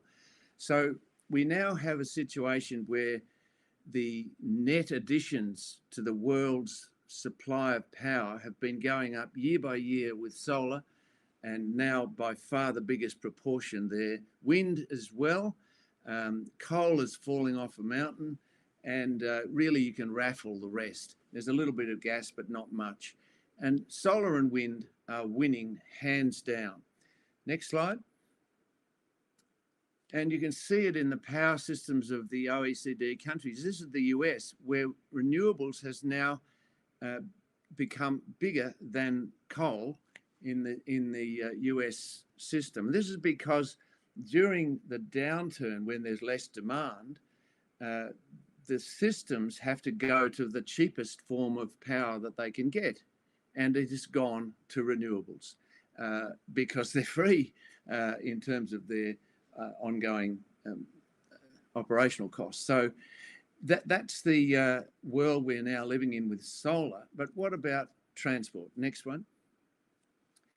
The big change is electromobility. This report has just recently come out, and it's showing that 2022 is the crossover year when electric vehicles will be equal in cost to internal combustion engine vehicles. And from here, they get cheaper and cheaper. And they are very cheap in terms of their fuel. And they last longer because they are better technologies. So we are going to have a range of transport vehicles right up to the heavy trucks that will be using electric power with batteries, and they can be therefore solar based mobility. Next one. But they're not just cars.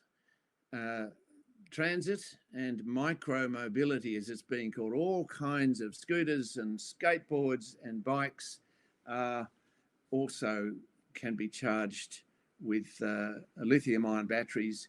And the green one there on the right is the one that I really like, the trackless tram, and I'll talk about that in a moment. Next one.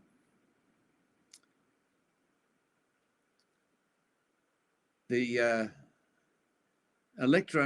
micro mobility is dramatically increasing, and during COVID, the supplies in the world were running out. It was so rapid, the adoption of scooters and skateboards, because they were so good for local movement, which was being allowed and encouraged, but not across the city in bigger forms of transport. So the statistics are very encouraging, but so it is also with the small postal vehicles and so on. And that electric bike there, that's in Africa. They are now cheaper than diesel motorbikes, and they are the freight system in most African cities, and they are quite dramatically better. So we have a rapid shift occurring in this area. Next one. So how are our cities going to change? And what I want to talk about first of all, is to say that space and time will still matter. It's not just what you think or your perceptions. You will move in ways that will save you time, and you will do it if the space is provided and the priority for that form of transport. And you can see, of course, the dramatic difference if you fill the city with cars or with public transport. And of course, it's even smaller with bikes. But most people in the world, in history, the history of cities, move around about an hour a day. They have a travel time budget for that, so it's half an hour for the journey to work, and that's pretty much average everywhere. And cars basically take up too much space, so that dominates the agenda still, and increasingly so as we look to the future now. Next one. So how do we make cities then more transit oriented, more bicycle friendly? Next one. The theory of urban fabrics is something that we've been writing and thinking about for a while now. And I actually developed this with a Finnish planner who did this in the city of Kuopio in the last 20 or 30 years where he's been working there. Essentially, the walking city is the old city that was built around walking, and you could get everywhere in half an hour walking. Then we had the trams and trains, and they spread the city out along corridors, and you could go further in half an hour. And those cities remain, and they are very important to retain that fabric. Then we had the car-based city around the outside of that, and that meant you could go further with the freeways that were built in 30 minutes. And those areas are now where we're looking and saying they're not working as well as they were. And rebuilding them and rebuilding more along the line of the transit systems and the walking systems that we've had in the older areas can be built into the city of the future. So you can see those yellow lines. That's what I think is going to happen. We're going to have more transit and more centres where local transport, particularly cycling and walking, will be prioritised. Next one.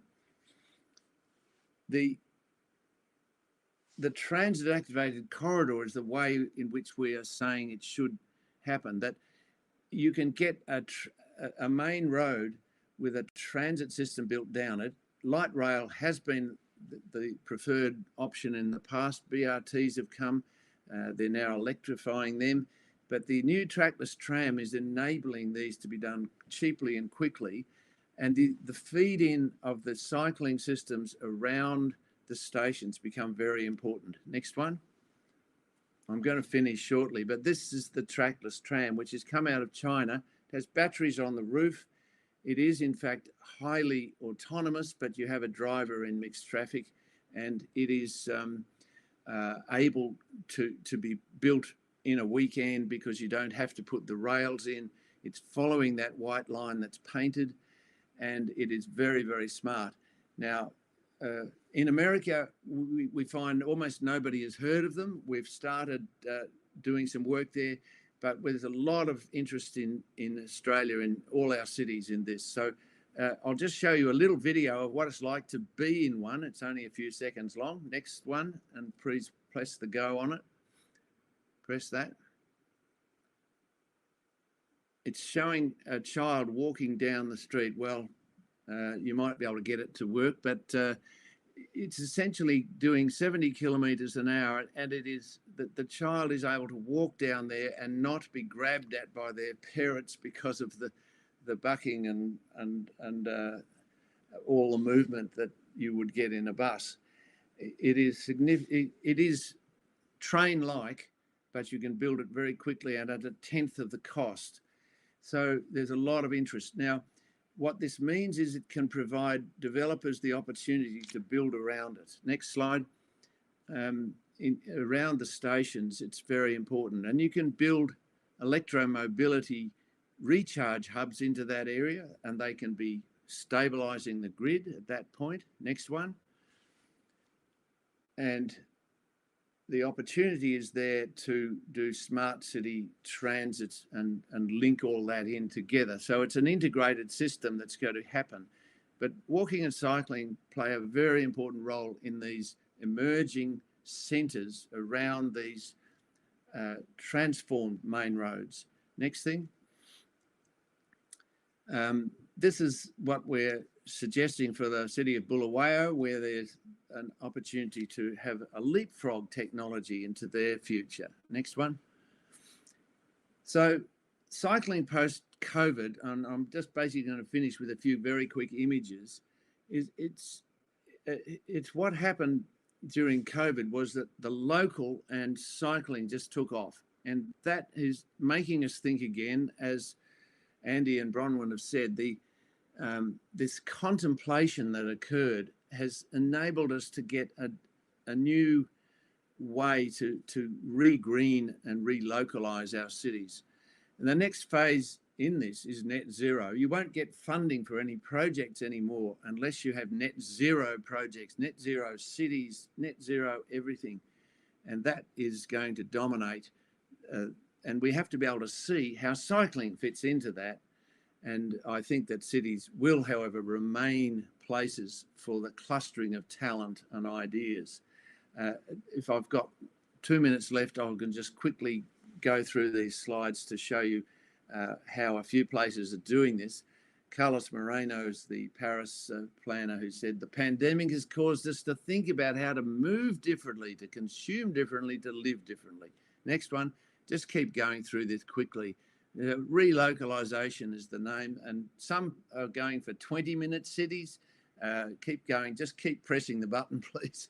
In Melbourne and Sydney, they've got this as the goal for their neighbourhoods.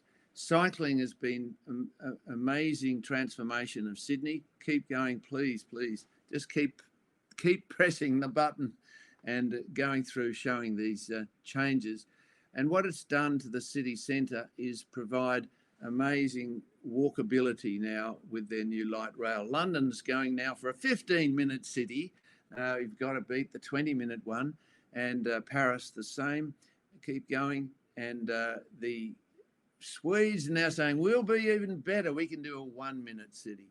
And they've been building these eco parks. The final quote it comes from Richard Florida. Keep going, please. He says, on the return of the city, the clustering of ideas and talent is a way more powerful force than any infectious disease. Let's hope that cycling and walking can make that into something that we can remember for our grandchildren. Thank you.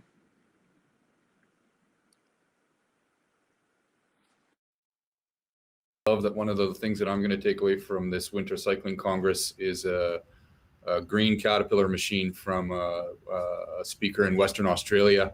And why I think that's special is because so this panel is about solutions in whatever form they come, and applying them to this context, and integrated solutions in particular. So my job is to prompt some discussion here. There's quite a few great questions. Obviously, we had a little bit of break, so it's going to be cut a little bit short. But I still want you to relax and do your best to answer these. There's some really big questions that have been brought up here. Peter, I'm going to start with you. So you talked about waves of innovation, and I find that's very interesting from a sort of a geological sense. And it's interesting to see how you're looking at things in some of the material that you provided me as background for these questions. I picked up on something interesting where you were looking at Asia and you were looking at what's been happening during the pandemic, and quoting research of other experts about what they saw happening as a result of COVID-19 on the transportation mode shift scale. And it's actually quite depressing that 94% expected a shift to car, for example, only 5.6% to bicycle. This was in Korea. Because that's really the crux of what we're dealing with right now is the collapse of a transit system. It's the opportunity maybe, but also a huge problem for a lot of people. But interestingly, 50% or so on either side either felt that it was going to be expecting a shift to more carbon. The other 50% thought it was going to be a shift to others. I'm wondering if you can talk a little bit about whether you believe them and the role of the expert. Yeah, the expert. Look, I've had 40 years dealing with the experts, and I'm sure Andy knows this well, that public servants feel that their job is to continue things as in an orderly, stable way and not change too much. And the experts tend to project that into the future. And politicians can tell that change is necessary, and they tend to have the ear of the community much more, particularly leaders in the community. So they desperately need to lead, and the public servants will follow. You will get some public servants that are ready for that and will leap in and help. There are good public servants there.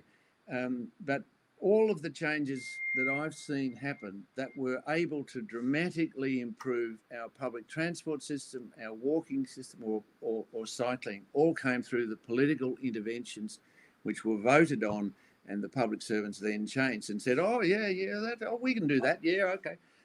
But they never would have done it themselves. So you really have to work at the politics of this. As you get the vision set, you get your social movement behind it to win over the media and everybody, and then the politicians will put it into the system. And I don't see change happening any other way. Thanks, Peter. And there's really, really beautiful stuff coming in from the chat from Steve Durant. Experts project evolution, visionaries foresee disruption. I think there's some. Thank you for this, and I want to really include everybody who's participating in this thinking. I know that we're cut short and it's going to be difficult, but this is where the change actually happens. Maybe I'll go back to you, Andy. And if you had seen Andy speak in what I saw yesterday in Canada, the announcement of a big program that is really structured in such a way to bring that grassroots, non-expert thing that happened during pandemic, where suddenly, everybody was biking in their local neighborhood and learned about bike lanes, and pop-up bike lanes showed up, and it's really structured quite well. Andy, my question, I guess, for you is actually about language. So a conference is all about communicating, talking, learning. I'm curious, and this is maybe an open one for everyone, but and it definitely is, but since you're communicators, what are some of the words that you find you think you're going to be using? And what are some of the ones that you think you're going to be avoiding, and that maybe we can all think about and share in order to look at things maybe a little bit differently this time? It's a great question, and there's no question there is incendiary language and there's helpful language. Back when I was leading the city of Halifax's downtown urban plan about 8 or so years ago, one word I quickly learned to not use is sprawl. Sprawl, that word gathers such unpredictable energy around it that it's better just to use surrogates like low density carbon-based dispersed development than it is to say the word sprawl. But to bring it back to AT, I guess what I want to say is, as we go forward, we have to go forward with community. We have to allow the community users to have their voice heard, in very large part to determine the plans that will roll out. If community members can't see themselves and their aspirations and their voice in what government does to them, then it's not going to be successful. So we can borrow from some First Nations knowledge here in Canada, which is nothing about us without us. So for people who are trying to lead change, to become conversant and in the language of authentic engagement, and to become active listeners, and to truly carry that voice forward, even when it means pushing up against a bureaucracy, as Peter has mentioned. I've had the interesting experience of being both a bureaucrat at the municipal and provincial levels, and knowing what that's like, trying to drive change from that direction, and then from the other side, trying to drive it as an elected person. I think in both cases, it comes down to engagement, authentic engagement. Thanks, Peter. That green Caterpillar machine, that you shared, the levitating thing, which I'm glad you raised that, because it actually reminds me of something else that we see whenever there's a big storm, or we see happening in Winnipeg right now, which is that snow actually acts as a blanket road everywhere if you have skis, for example. I remember my fondest memory of being a kid is when everything was shut down in Calgary, and I got to ski and sled to my friend's place because you couldn't drive. And it reminds me that some of the simplest modes of transportation, like and as Andy just mentioned, are some of the most powerful ones. And our First Nations in Canada know that quite well. I learned recently that the Ojibwe word for a protected bike lane, for example, is just a good road. And I'm curious, Bronwyn, can you talk a little bit about sort of that beauty of being able to move nearby you, and sort of the short-term and long-term solution for suburbs in particular? Because I know that that's something that, you know, where the walking scale is the hardest. So this is a challenging one, maybe, or maybe it's easy for you because you work in so many places. No, it's easy for me. It's easy for me, and it's hard for me, of course, because I'm a dedicated walker. So I will seek out a walking opportunity. But when you have an environment where a car culture is dominant and rewarded with big roads and services at longer distances, then that's the mindset that people get into. So even in places, and I'm thinking explicitly about Canada here and the work I've done in different communities around Canada, even when people can walk, they just don't imagine it. They don't think of it initially as the option to go down to the end of the road, or they don't do it because their children have to cross that road and it's high speed traffic, and they won't allow them because of the road safety challenge that they have. So there's two things that have to happen here. We have to have this cultural shift. And I'm picking up from what Andy said about how do you listen to the community? And the choice we have to make is to listen to all of the community. So when children say, I want to walk to school, let's make it the most safe for them to walk to school. We had a news report here in the UK just this week. A guy went out and painted a pedestrian crossing over the road in front of his house so he could get his disabled wife across the road. He's been fined £130 when the council found out he'd done it for managing this intervention, even though it had worked. Now, it wouldn't meet strict engineering guidelines, but it met community need. And this is where political will, and I applaud Andy, because we have to have that leadership, that commitment that says we're going to change things. We're going to give people safe crossings and give local movement, and it's that local movement priority over the long distance movement. For decades, we've prioritized high-speed, long-distance movement over low-speed local movement, and that's a political choice, and that enables a response to the pandemic. Whether you've got a shop at the end of your street or a bus stop at the end of your street, you can choose to walk. I see Andy's got his hand up. He might want to jump in there. Would you mind, Andrews, if I just jumped in? So, you know, some planners call it tactical urbanism. You know, when people take it upon themselves to do quick pop-up interventions. I am all for the kind of guerrilla tactical urbanism that you just described, because I think that for example, the traffic manager of a town could learn from that in this case, and I hope that they do. But it's interesting how, to go back to your point about car infrastructure, you know, the attitude that we're battling against in this, let's call it a revolution, an active transportation revolution, is that, you know, car infrastructure can be, when it's funded, can kind of be called with a sense of entitlement. Well, that's funding. You know, you're funding the thing that I'm entitled to.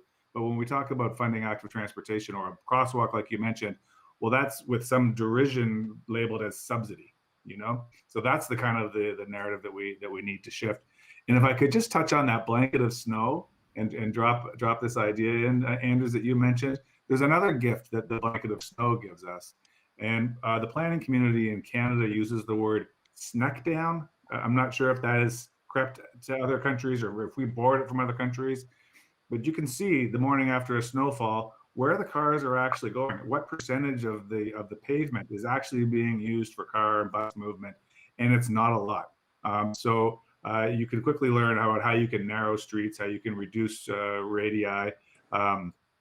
And I have to pay so much credit to our planners here in Halifax, who during the pandemic, one of the things they did to reclaim public space was to act on those snack downs. And now we've got these temporary concrete radius reducers and neck downs at intersections to shorten the pedestrian distance for people to get across. And those are going to become, how could they not become permanent now that we've shown everyone that the sky didn't fall? So snack downs, love them. You know what, we're going to end there, I think, because not only does Andy have the biggest budget, but he's talking about using the white gift of snow.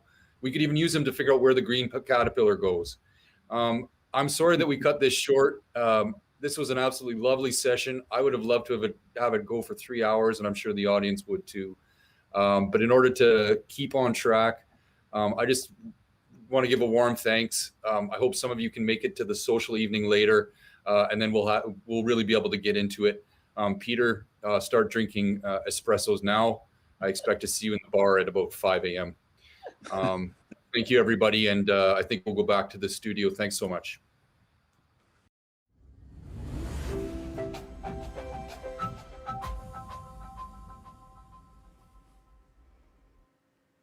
Thanks, Anders. And yeah, what a great conversation. And of course, we'd all love it to keep going if we could.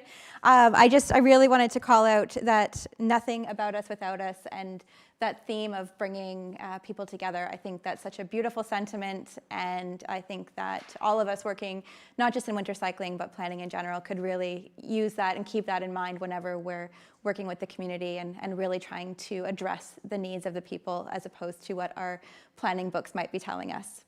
But now we're in a little bit of a break. If you want to grab a coffee, you can. However, I would advise you to stick around. We are about to see a lovely short film that is from Ithaca in the US about the shortest ride on the shortest day, brought to us by Victoria Armstrong, who is one of the organizers of the event. And after the video, which is about 3 minutes long, we will have a brief Q&A with Victoria as well. So without further ado, here's the video.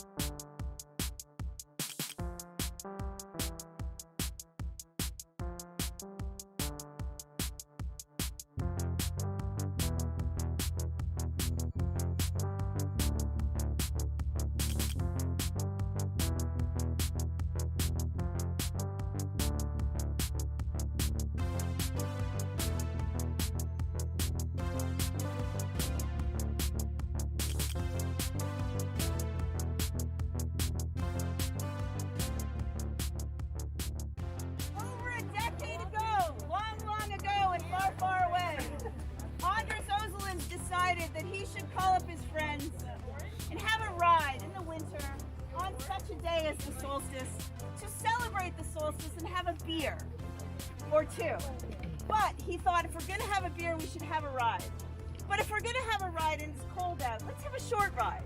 Let's have a really short ride. So they got together on Cayuga Street, maybe not as far as the high school. And then they rode all the way down Cayuga Street to Bandwagon on Cayuga and Seneca, and went downstairs and had a beer, and they approved. And so ever since then, it was very successful, and the tradition has continued.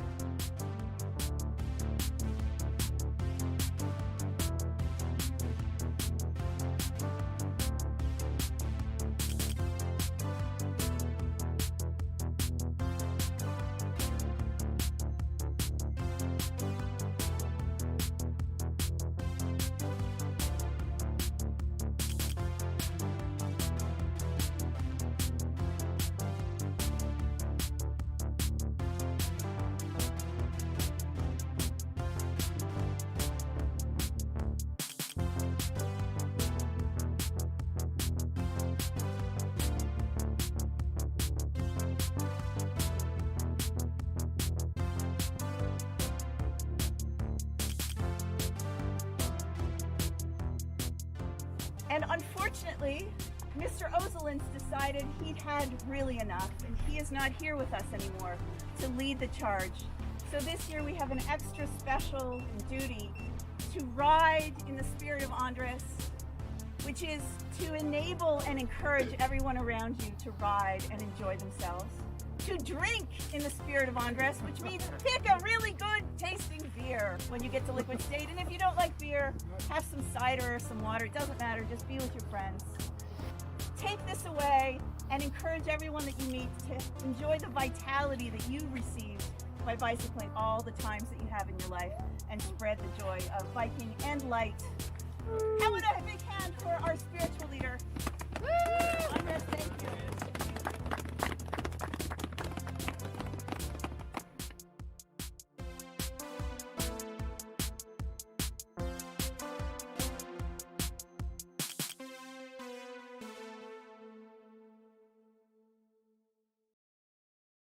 Charlotte. What a great video. I love seeing all the bikes lit up. Victoria, just wonderful. It reminds me, although it was at the complete opposite time of the year, I used to take part in the bike raves in Vancouver where people would light up their bikes and ride when it got into the evening, but much later and much warmer. But thank you so much for sharing that with us. I really appreciate that you chose it and are sharing it with others. I think if people are looking for culture shift, this is one of the ways to do it. So yeah, just a few questions for you. Why a winter solstice ride, I guess, and what really originally inspired Andreas? So Andres really was inspired by getting some camaraderie, because he was part of the Finger Lakes Cycling Club and a big leader there. But between November and April, they don't run many rides. So it was almost a lark. I mean, his shortest ride was so short. It was less than half a mile, and it was all about getting together with friends. And then it grew from there. Yeah. Awesome. And so then how did you get involved? Or were you there from the start, or I was there. Tell us a bit about your journey. Yeah, I met Andres in earnest in 2007, when we were part of a group advocating for a multi-use trail network throughout the county. We're a small city, and then we're a pretty large county that's fairly rural. So the multi-use trail network would really help. So we got to know each other really well through that. And then I would say it really, well, I became a co-leader and we became really good friends, and I'll let you ask the rest of the questions. Oh, but in 2011, I became the Creating Healthy, so somebody talked about that, Creating Healthy Places project for our city. And I was able to be a co-leader and then start growing it as a way to get more people recognizing that winter cycling is possible, really. Yeah. Of course. As well, yeah. Oh, go ahead. No, camaraderie is important. Yeah, So of we course. were- I wholeheartedly Yeah. agree. So how has the event changed and evolved, really? I mean, I imagine it started out quite small, obviously very short, less than half a mile. Yeah. Over the last 15 years or so, how has that changed? So I think there's three things that changed. We became a collaboration between the Finger Lakes Cycling Club, which is primarily people on skinny tire bikes going out on long rides on the county roads. And then as Bike Walk Tompkins came into being in 2014, and the precursors as well, we were really focused on transportation, and biking and walking is transportation. So people who are running errands on their bikes. And so we collaborated together to make this, that was a great way for it to grow. And then in 2015, we finally got a bridge that connected a long earned trail build in our city. So once we had that bridge, we could start in Cass Park, where it was really magical and dark, and then do a 2-mile loop in Cass Park where you really see the magic of the lights, and then go in towards the city across this bridge and find your brewery there. So that's when it really grew into a longer short ride. And it involved more people. Yeah. And then 2009, which is this one, it was the biggest, as it said in the film. There were 70 people.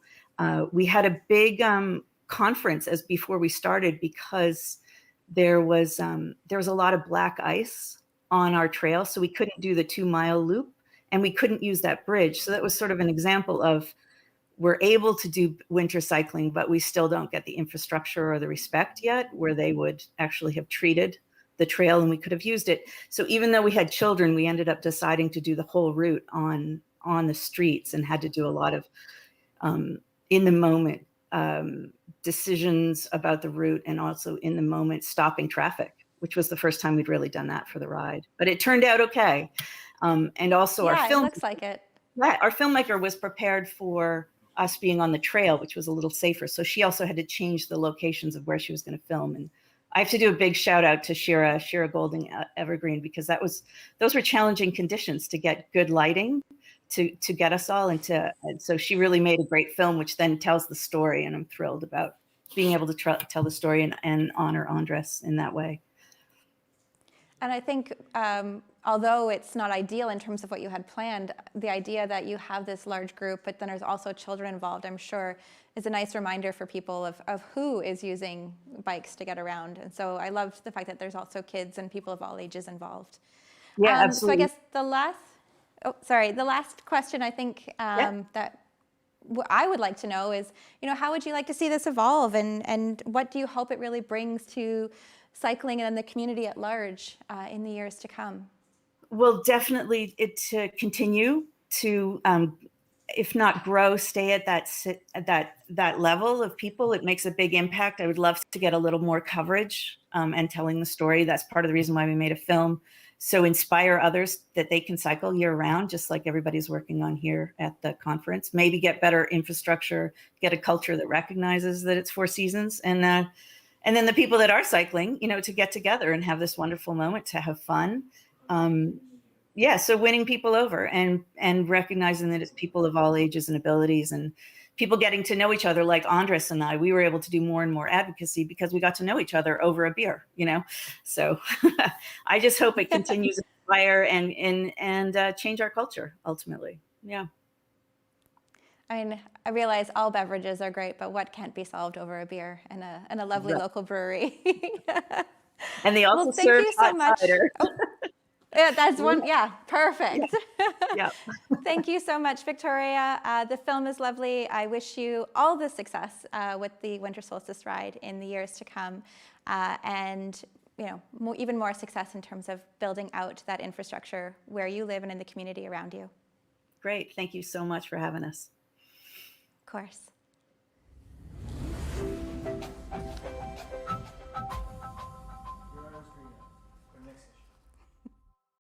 All right, so now we are on to our next session. I am alone in the studio now because actually Angela is joining the next session, so you will see her again shortly. But the next one will actually be focusing on, I think, a common theme for us when we're thinking about cycling in the winter, and that is riding in the dark and assessing the night. And it's going to be hosted by Becca Wolfson, who is the executive director at the Boston Cyclists Union and sits on the board of the Winter Cyclists Federation. So I think there's a lot of great conversations that will come from that, a lot of great insights into why we need to be thinking about the evening when, winter, whether you have snow or rain or otherwise, it does get dark in the winter. So how we make transportation or sustainable transportation possible at those times of year is, I think, all part of what we're trying to do here, and I look forward to the conversation to come. So are we ready to pass it on to Becca? We are ready to pass it on to Becca. On to you.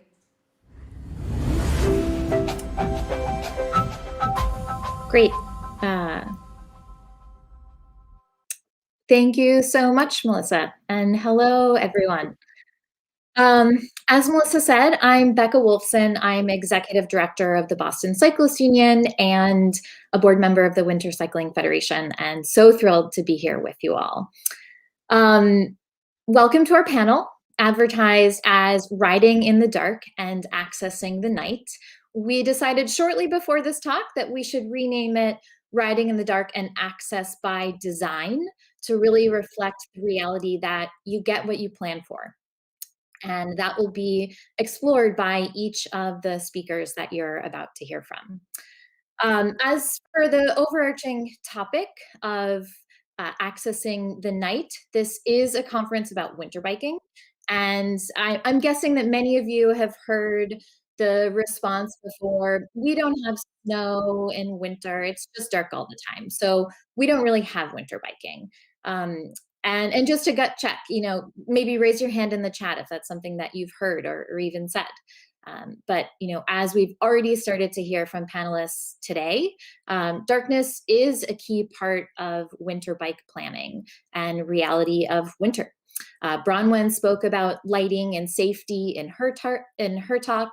Pekka told us about the underpasses on paths in Oulu and how they're well lit, which is key to encouraging cycling.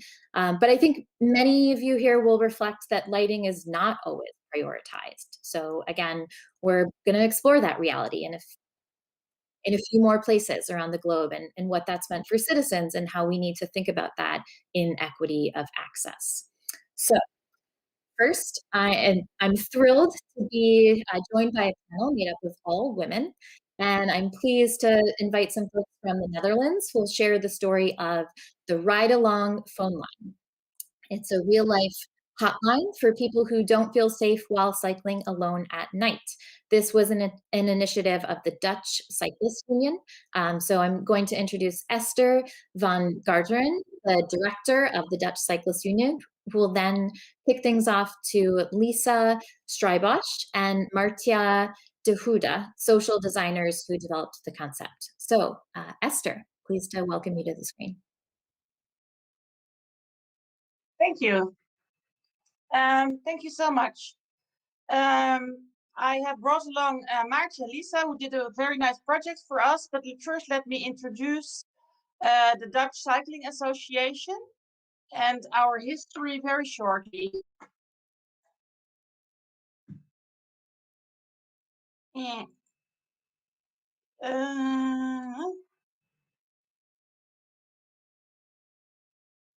Is it not?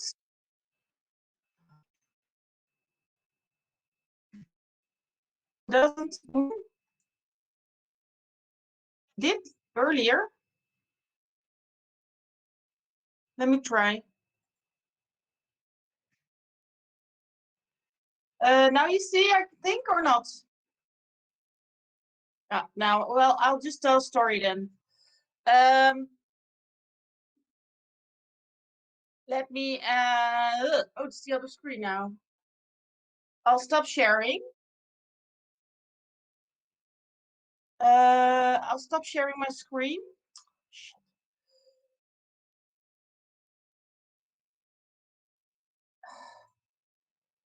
The Dutch Cycling Association was founded in 1975 because all the cities were trying to push away all cyclists from the public space in the Netherlands, even Amsterdam, which you cannot imagine right now. So we protested and we started the Dutch Cycling Association, and nowadays we have over 31,000 members, and we are very strong advocacy on cycling in the Netherlands. And we also give a lot of advice on local, national, and international level. And thanks to the Dutch Cycling Association, we have very high quality cycling paths, bike parking at stations for free. And we also do a lot of projects. And we have asked last year, Maartje and Lisa, as social designers, to solve the problem of social safety for women in the dark at night. So we are, let me introduce Maartje and Lisa, and they have, as I may say, a brilliant story to tell. So go ahead, Maartje and Lisa.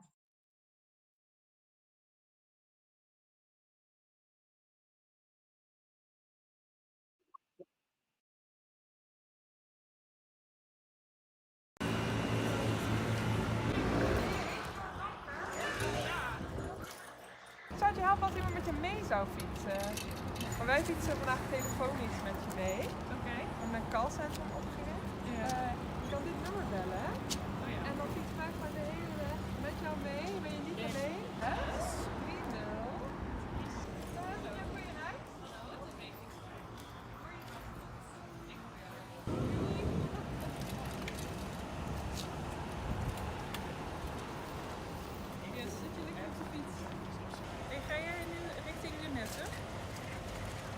over dat enge fietspad langs het spoor. Dus dat bellen, dat geeft je wel een veiliger gevoel. Oké, ja.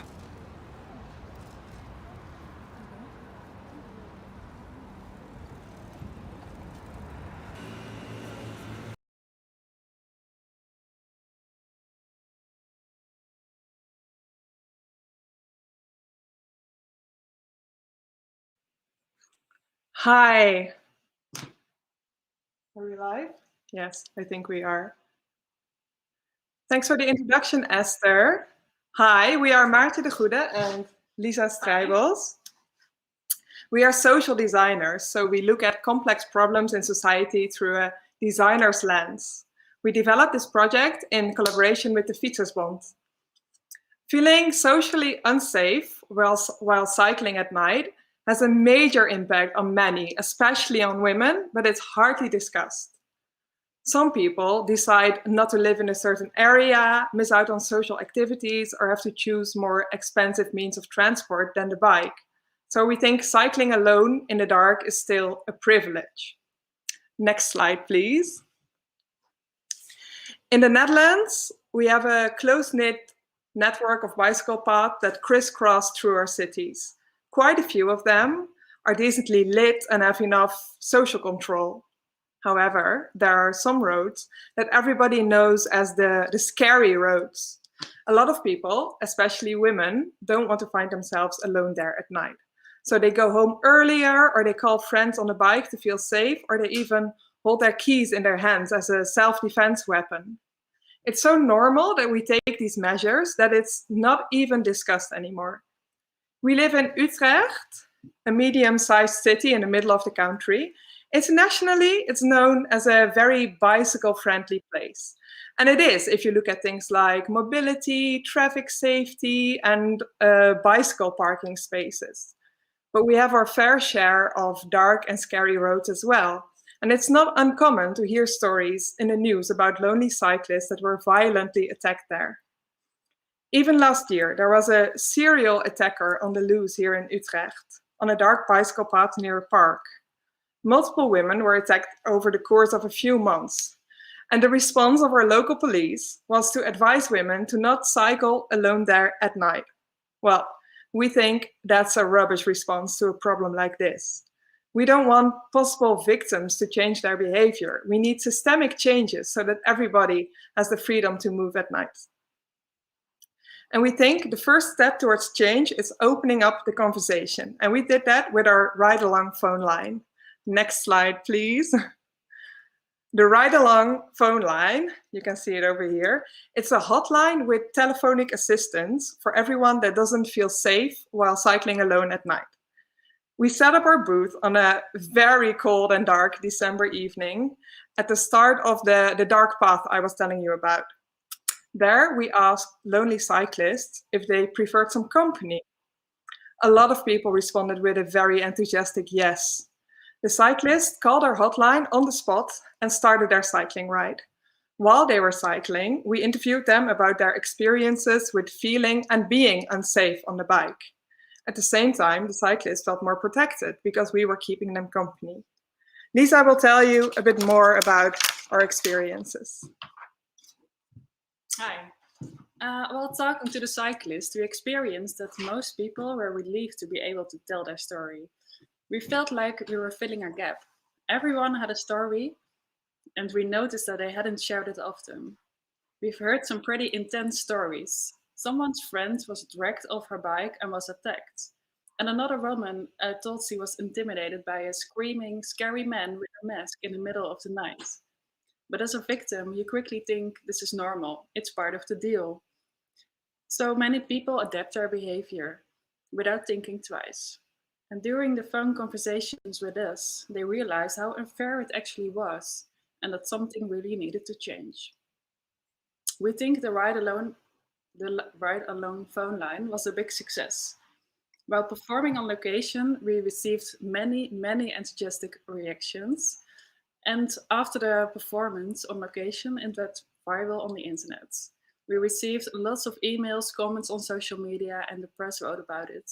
We are super happy to see that our idea worked as a conversation starter. We think the information that we have collected from the conversations is golden for city planners and policymakers. And now that we've opened up the conversation, we're busy developing the next step of the ride-along phone line in collaboration with the Fietsersbond. We don't see it as an actual solution for social unsafety, but we see it as a great tool to find out where the problem areas are in the city. Next slide, please. If you got inspired through our story or want to have a conversation with us, we are super happy to hear from you, and feel free to send us an email. And thanks for your attention. Thank you.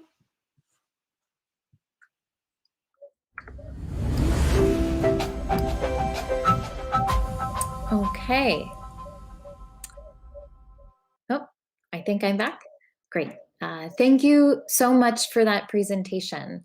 As Lisa and Marcia said, their project was really about starting the conversation.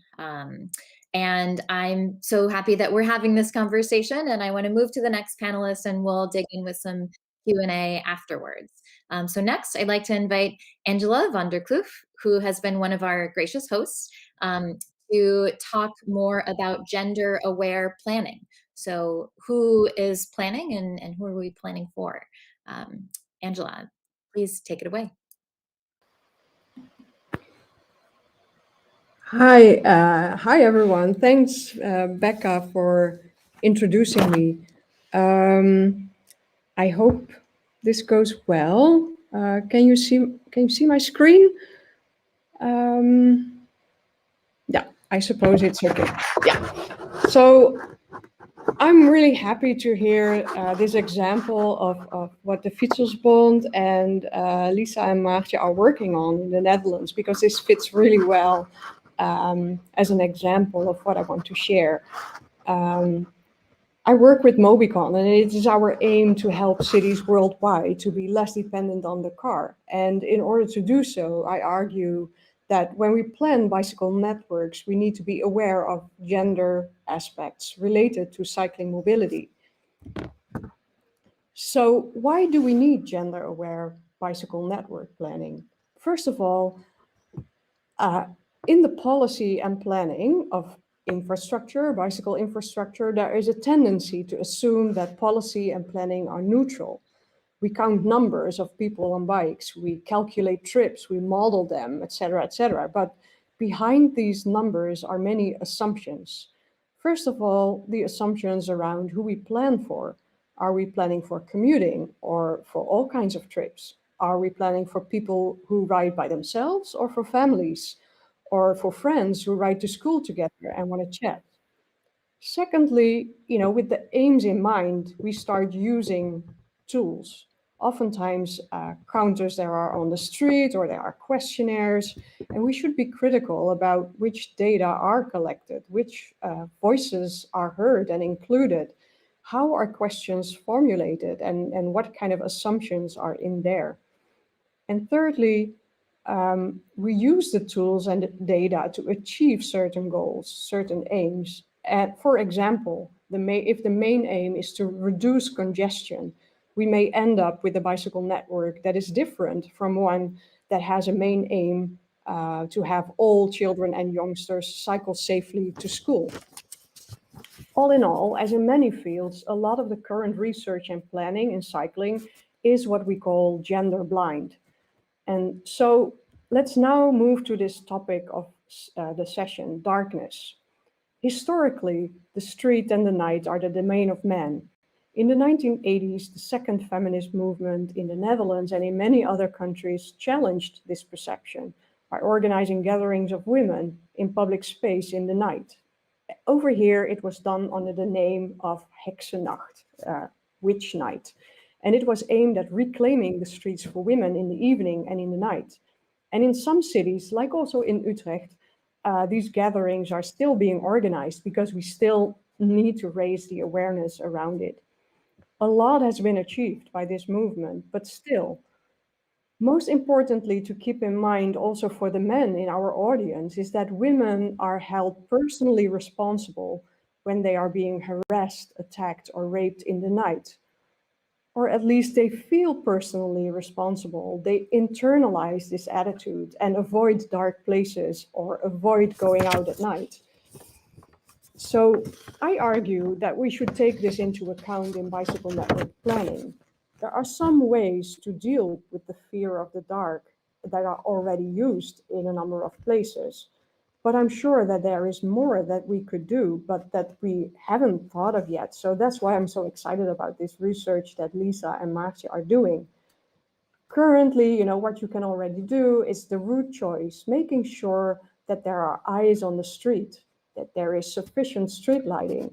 And sometimes, although I like green spaces very much, but some bushes along the roads just better be removed and find better places for them.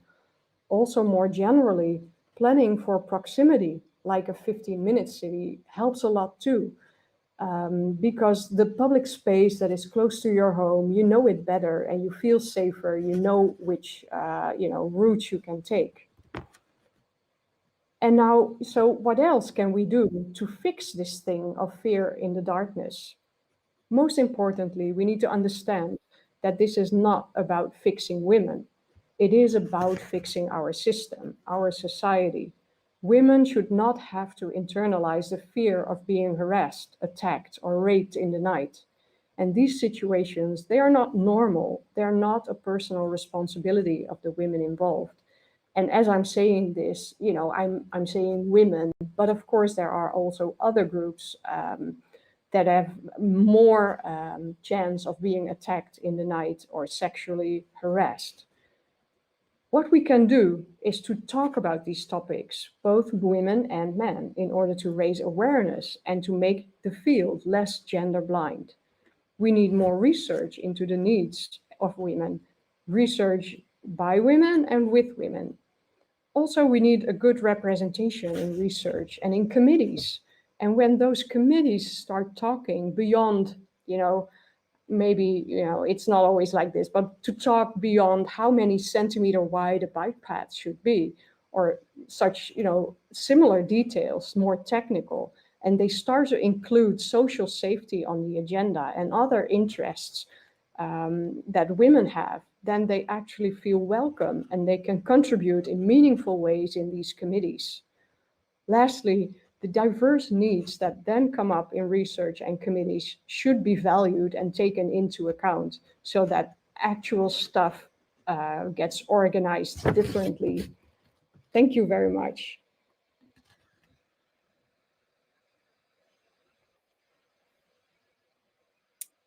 Okay, thank you so much, Angela. Now, Angela asked, why do we need gender-aware bicycle planning? With our next panelists, we'll explore who else is typically left out of infrastructure planning and who else's needs need to be considered. So I'm thrilled to welcome Isabel Clement, Director of Wheels for Wellbeing, based out of the UK, as our next panelist. She'll share a personal account as an urban hand cyclist of her reluctance to cycle in the dark until recently, what changes have been made to make that possible. And she'll share some other views as well. So Isabel, thank you so much for joining us. Hey. Hi, my name is Isabel. I'm from Wheels for Wellbeing. Is my presentation being shared?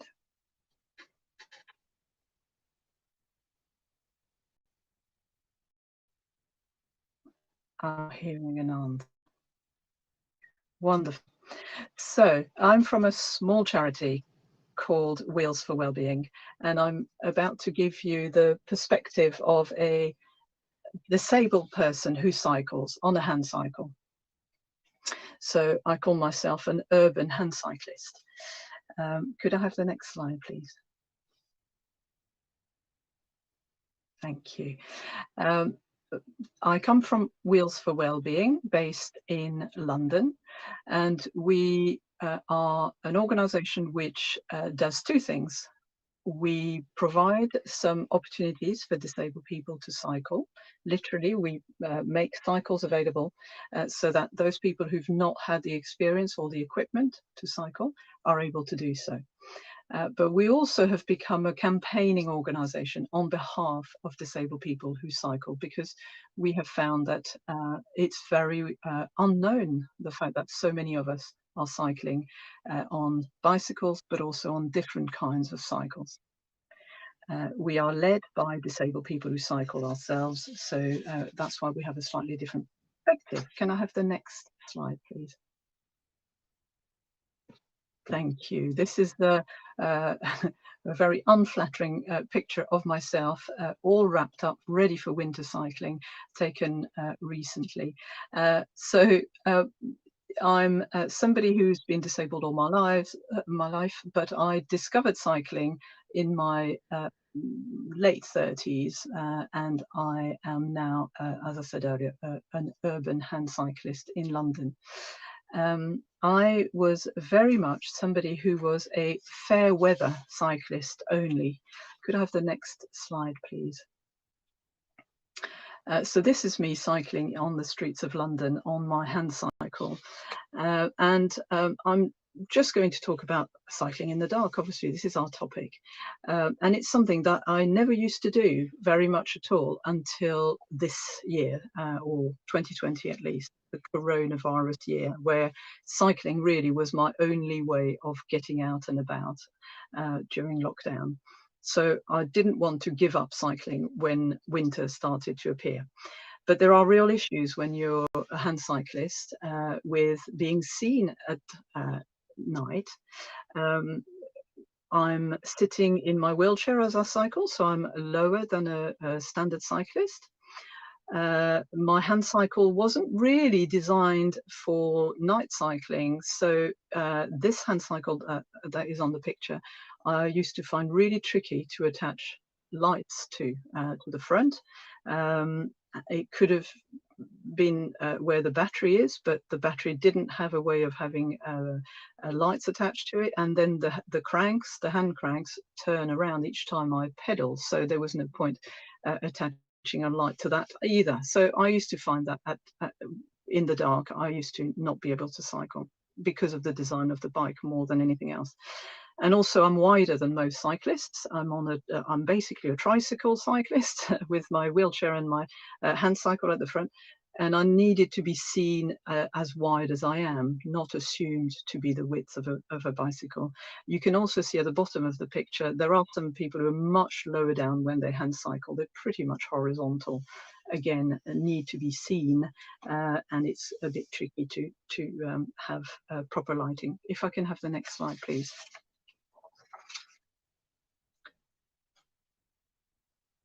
Right, well, this is me at Christmas time on the streets of London, no longer scared to cycle in the dark. And that's because I have found some different solutions. I've decided to wear a helmet and to attach a light to it, the highest point possible on my setup. I wear high vis, and I have a new hand cycle which actually has a light integrated to the front of the bike. I've got lights on the back of my rucksack, 2 of them either side of the sort of either side of my back, so that gives an impression of width. And also in my wheels I have installed some spoke lights and some spoke reflectors, so I really look a bit like a wheeling Christmas tree, but who cares, I need to be seen. I have asked other people who cycle, other disabled people who cycle, for their thoughts about cycling in the dark. Some use reflective gloves, indicator lights in the helmet, but really it's not just about lighting. In the dark, it's a lot harder to see potholes, particularly if you're sitting much lower down when you're cycling. So again, when we're talking about design, really we're talking about maintenance. And every cyclist is interested in ensuring that the streets are properly maintained. But when you're cycling on 3 wheels and you're a disabled person who might not be able to just pick up the bike if we get a puncture, the fact that the streets are kept very well maintained is even more important. Actually, for a lot of disabled cyclists, the weather, the rain particularly, is even more of an issue. So this is where I'll leave my presentation, and thank you very much. This is really just a very tiny introduction to the point of view of disabled people on cycles at night.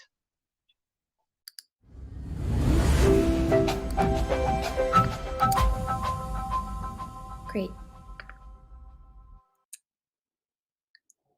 Okay, and we're back.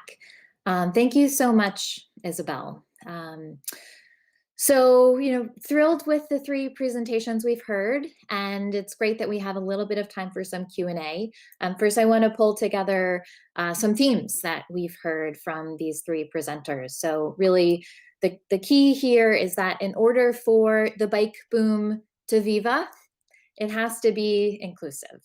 And that's not just about snow clearance, but about safety in darkness and acknowledging that looks different for different folks. We've also heard that there's relief in being able to tell this story of discomfort, right? We stigmatize people's fear and experiences that are real that are harder to talk about. So we need systemic change. We need to open up this conversation. And I hope that for everyone who's a planner here, or an advocate or a policymaker, that this really will open up conversations for you back in your cities and your spaces. Before I open up the first question, I want to share sort of another policy that or planning decision that comes up often that we hear about in Boston, is parallel networks. We have some really great multi-use paths, and as a woman, I won't ride those at night. As we heard, they're usually more isolated and dark. And often there are streets that are parallel, and those come up as for opportunities for bike infrastructure. But often our officials and policymakers will make the argument that high quality bike infrastructure isn't needed on a parallel route because you have this high quality separated bike path. And so, I often raise this issue, that isolation makes a big difference. And that's something that we shouldn't have to bring up over and over again. And we should have parallel routes, and they should be accessible and plentiful, and just gender aware planning is one of the reasons. So that's one example. And as our panelists talked about, you can talk about fixing women, or changing your individual behavior, dressing differently, using more lights, wearing high visibility clothing, don't go out at night, take a different route, or you can fix the system. And for that, knowledge is needed about hacking for folks. So, understanding that potholes impact different type of cycle users differently, and the presence or absence of lights on paths, again, impacts people differently. So to all of the panelists, what do you think planners and city officials need to be thinking about and doing or addressing differently to take into account gender awareness, ability, different abilities, and equity? So policy change, infrastructure change, or otherwise. And I will just say, Lisa and Marcia, why don't we start with you? All right. Well, we think in the first place, the group of people that makes the policy should be way more diverse. They need women, disabled people, non-binary people, people from all backgrounds. And that way, I think that's the first step. Great. Angela? Well, I think, first of all, especially, well, for sure, here in the Netherlands, we need to start talking about it. It is, when you say I work on gender and cycling, people have no clue, how and what, and, is this a thing? Aren't we emancipated enough, and that sort of thing. So that's what I would want to bring forward here. Great, thank you. And I'm aware this is actually our only question, so I'm going to give each panelist the opportunity to answer. Esther, we'll go to you next. I also think that it starts with the right city planning. So if you have enough crowdedness on the cycle paths, if you have eyes on the path, that's really important, sometimes forgotten, and right lighting, that's all about the details. But if you make what in Paris and Hidalgo is now saying 50 minutes cities, we have to build a lot of new houses we have a lot of problem with housing in the Netherlands. And if you do the right spatial planning, it prevents so many problems in so many ways. And it's not always at Fietsersbond, which is a cycling advocacy. That's not also always the focus on their advocacy, but it's also one of the things to look more ahead for the future. Make 50-minute cities and right spatial planning. Great. Thanks, Esther. I think a key element of what you just said is prevention, right? It's an element of public health that should be in planning. Let's not create problems that we have to fix. And Yes. last, Isabel, we'll close out with you. Thank you. I would say planners need to be thinking about possibly the people they think are the least likely cyclists. So older people, children, disabled people. We do not need to be thinking of developing cycle infrastructure for people who are already cycling. We need to be thinking now from the point of view of those who are not seeing on the cycle paths.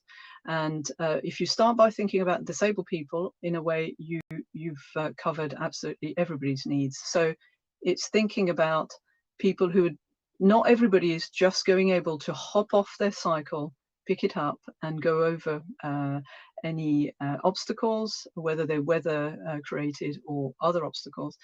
And we also need to be planning for all types of cycles, the longer, the wider cycles, the heavier cycles, and people who are lower down, etc. So I think we need planners to just rethink who they are planning for and to talk to people who are using non-standard cycles much more than they are now, so that once they've planned for those non-standard cycles and cyclists who are just not fitting the current profile of cyclists, they would have actually planned for absolutely everybody.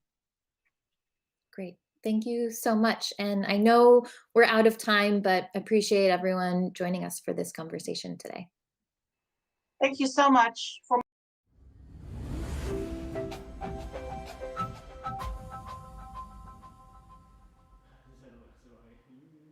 Thank you, Becca, and to all of the women on that panel.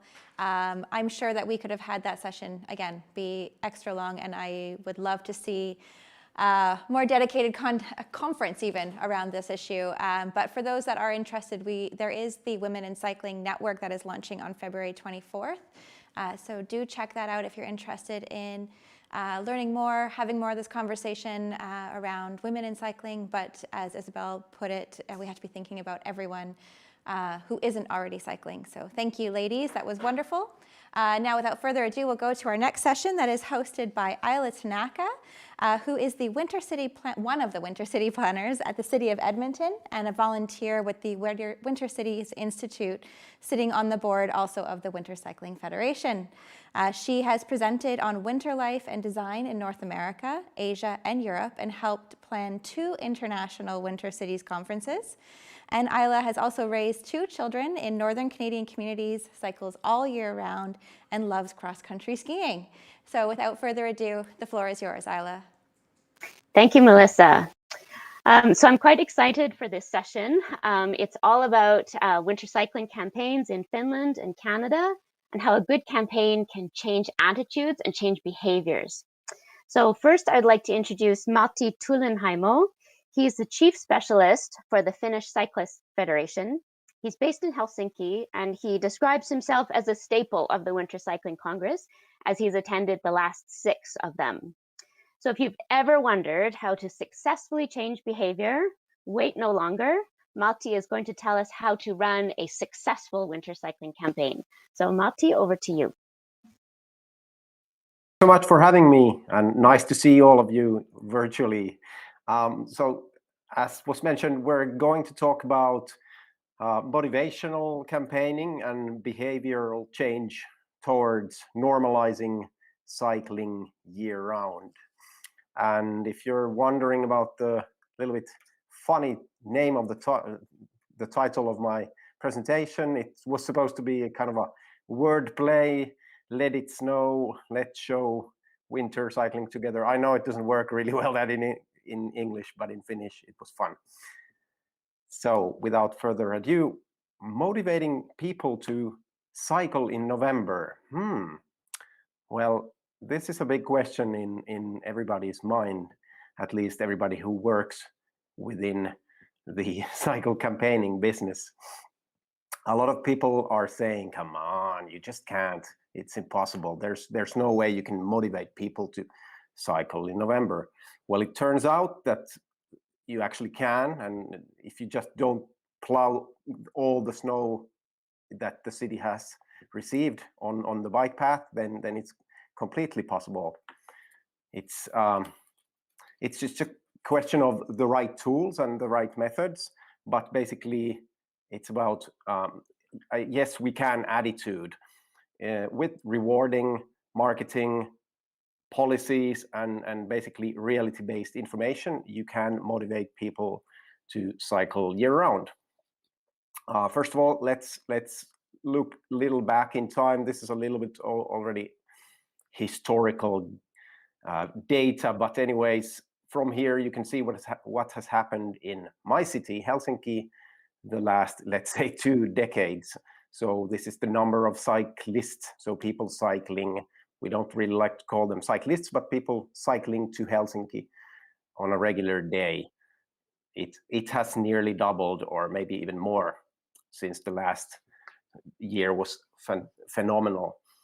So basically, the overall trend is cycling is booming, and now all we need to do is to send the right message. And as an advocacy organization, our primary goal is to send people the message that cycling is a year-round means of transportation.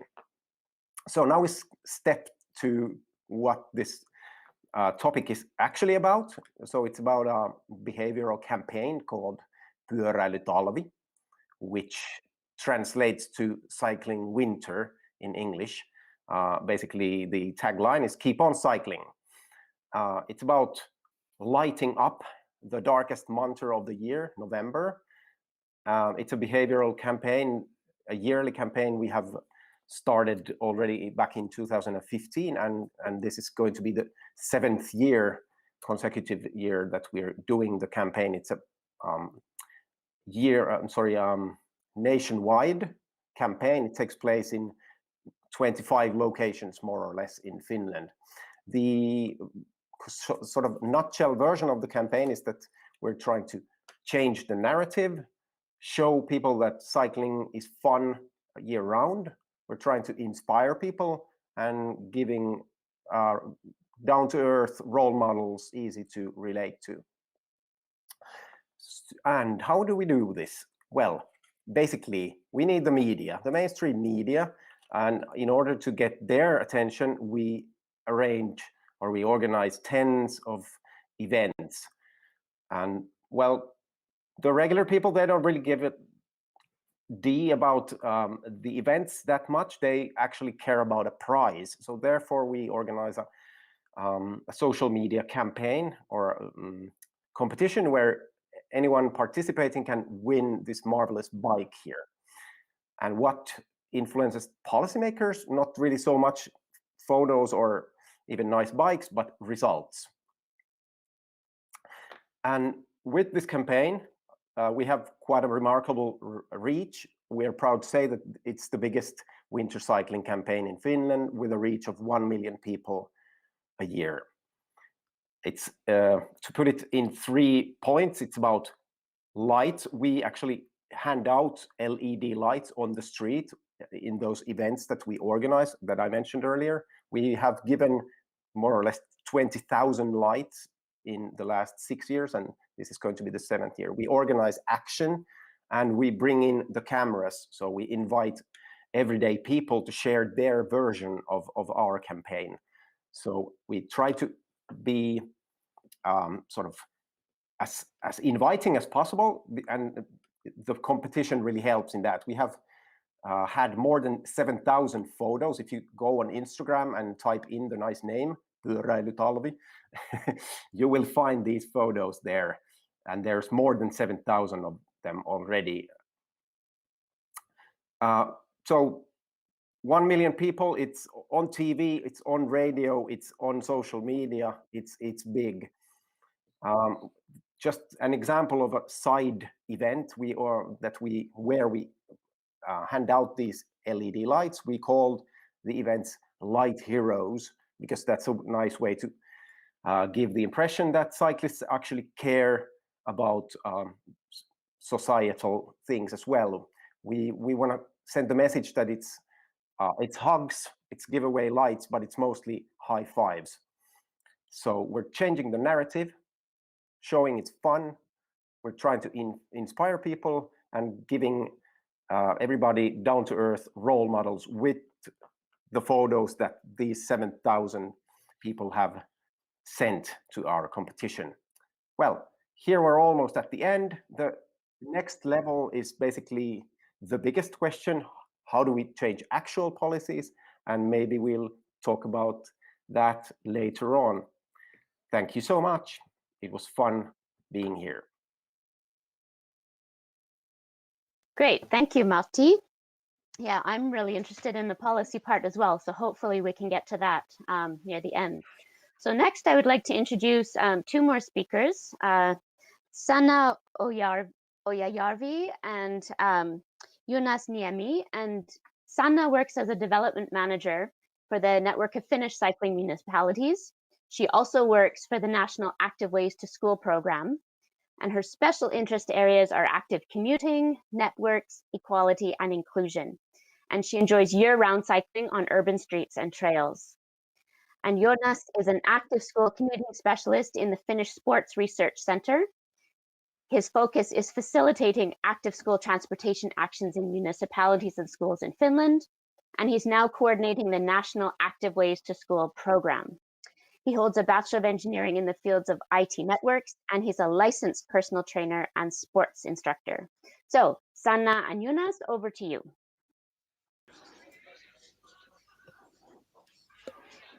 Thank you very much. Hello from Oulu, Finland, where I'm with Pekka and Timo at the moment. And Sanna can maybe introduce herself as well. Yes, hi, I'm Sanna, and it's so nice to be here with you from my home in Helsinki.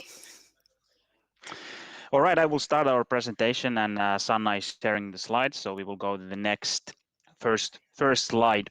So why to focus on winter cycling to schools? Well, the main reason is that not all the cities and municipalities in Finland are like Oulu.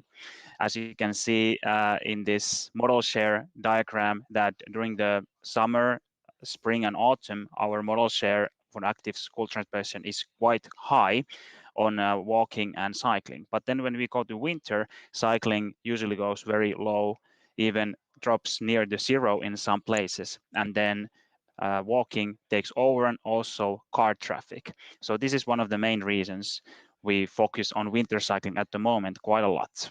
And then in the next slide, we will show you some examples. So first one is winter school trip excursion with city mayors. Then in the picture, you can see the city of Kangasala and the mayor of Kangasala having an excursion together with the students to see how is the school trip during the winter, how is the maintenance done, how it's cycle in -20, like it's in this picture. And then in the next picture, we have the deputy mayor of a city of Kuopio cycling together with the students in that city. And during this excursion, the city mayor was able to try the city bikes. Then the next slide, please. And then we also have another example of students' traffic jury. This is also from Kuopio. So the students in Kuopio, they were filming their school trips with helmet cameras, and then they were analyzing those videos together with the traffic designers and the school teachers. And we were getting a lot of good footage that we can show you maybe some other time. And then the next slide. Yes, and then I'll go on with the campaigns we are currently having in our program. So the red tail lights handout, we had 3,000 red bike lights that we delivered in January to our 14 pilot schools all over Finland. And most of the lights were sent to schools, but we also handed out the lights in person at 2 schools in Vantaa, close to Helsinki. So here you see our team. It's Jonas, and there is Ilona from the Embassy of the Netherlands, that was our sponsor here, and Sanna from the city of Vantaa. And our plan was to hand the lights to kids who cycled to school, but there were not too many that morning, so we had to change the plan. But no problem, because the school had winter sports day, and the kids came with snowboards and sleds, and some were skiing, and the rest came walking or running. So the active kids got their lights anyway, and we delivered some 300 lights that morning, so we were quite happy. And the cycling campaign in the middle of winter reminds that it's possible and fun to cycle to school, even in the winter. And we also know that pictures of cycling kids work best to promote winter cycling. Actually, we have learned this lesson from Oulu, that is very famous for kids cycling to school. And that's why we also had an Instagram challenge to schools and got some pictures as well. And so here in the left corner, you see one of our pilot schools in Kalajoki. That's a very little town south of Oulu, close to Oulu, as you know. So pay attention to the amount of bikes on the bike racks and also the well-plowed bike racks, because we have seen a lot of snow recently in Finland, and this is not the case in every school, that the bike racks are so well plowed. And then the next campaign we are currently working on a video project called My Trip to School. And it's going to be a series of 3 very short 30-second videos representing the different seasons, autumn, winter, and spring. And when the recordings are ready, the clips are put together to represent the whole school year in 1.5 minutes. And the purpose is to show the variety of school routes in the country, and also to highlight the fun sides of each season, as Marte also said. So the first part of the series was shot late in October 2020. You see leaves on the streets. In a small city, Parainen, and a bigger city, Turku, both lie on the southwest coast of Finland. And the kids on the video are 8 to 15 years old, and they really like to cycle and walk to school. And now enjoy the video. I hope I get it right.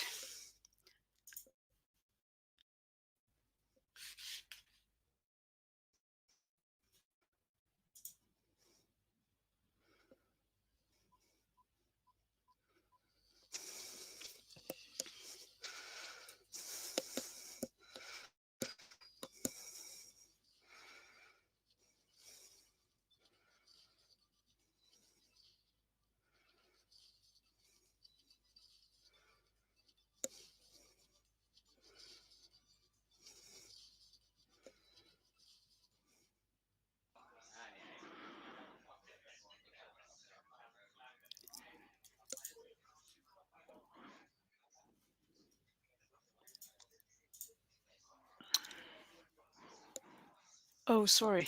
Now I have all these videos here. But I can continue from here. Yeah.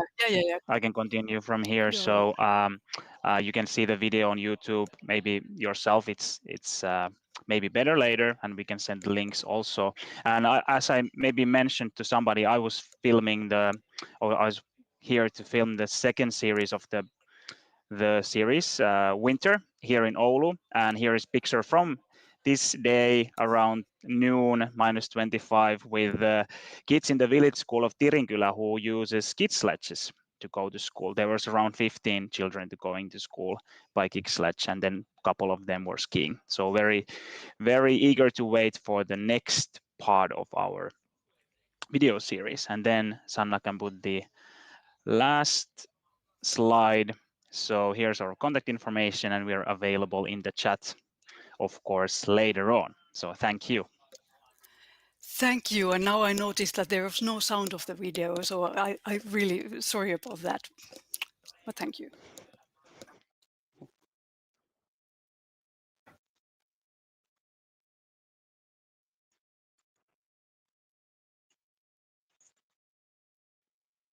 Yes, okay, thank you. Thank you very much. That was great. I know getting kids to school in the mornings can be challenging, but it can also be fun if we can find a really fun way to get to school. So finally, I would like to introduce Laura Henderson. Laura is a marketing and communications advisor for the City of Edmonton. Laura started cycling in the winter 4 years ago, and she was inspired when she met many lovely women who convinced her that if she skied, why not bike? But now that COVID has changed our working scenario, her bike commute no longer exists. So she sadly hasn't been on her bike very much this winter.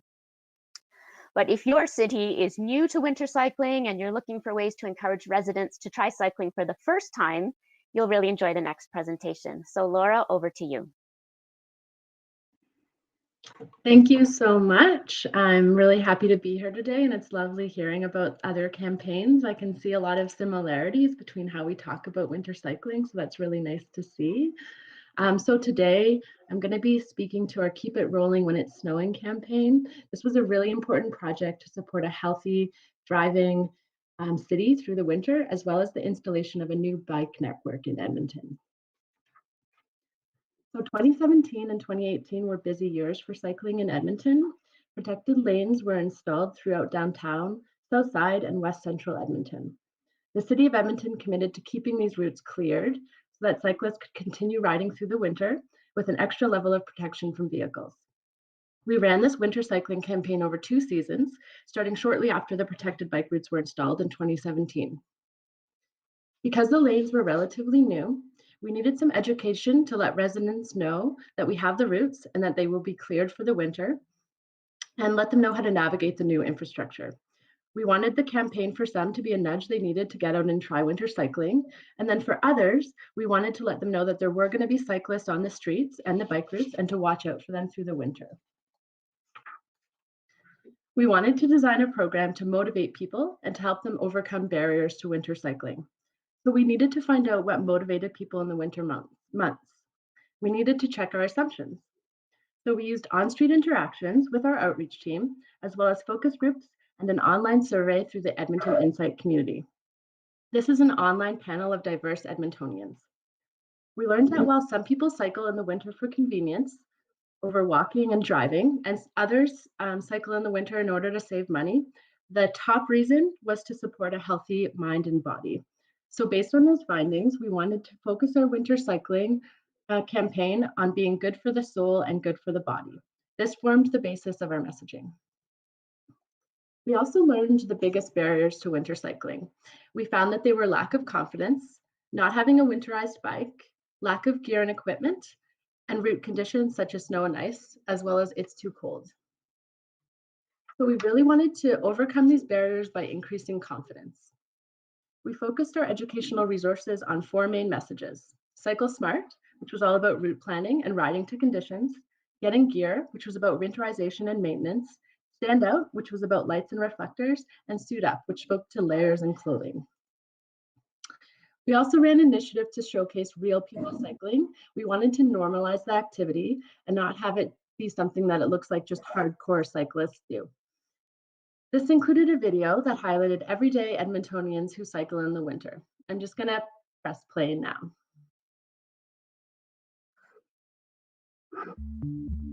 I didn't really intend on being like a winter cyclist. I just sort of kept going, thinking that it would become really unpleasant and I'd stop in the middle of winter, and it just never seemed to get that bad. I decided I was either going to stay inside forever until I die, or embrace the outdoors, which meant 6 months of winter. To be able to get out and do something during the winter makes me feel accomplished and proud. My bike ride in is like this meditative thing, right? It's like it cleans off my plate and I can concentrate on the rest of the day, and it really cheers me up. I think that it's that trio of exercise, being outside in nature, getting fresh air. That stuff is really important. The protected bike lanes definitely make me feel safer cycling in the winter. Having the snow cleared makes a big difference, and having that physical separation from cars makes me feel a lot safer. It's not really that heroic an event. It's just biking. It's totally doable for lots of different walks of life.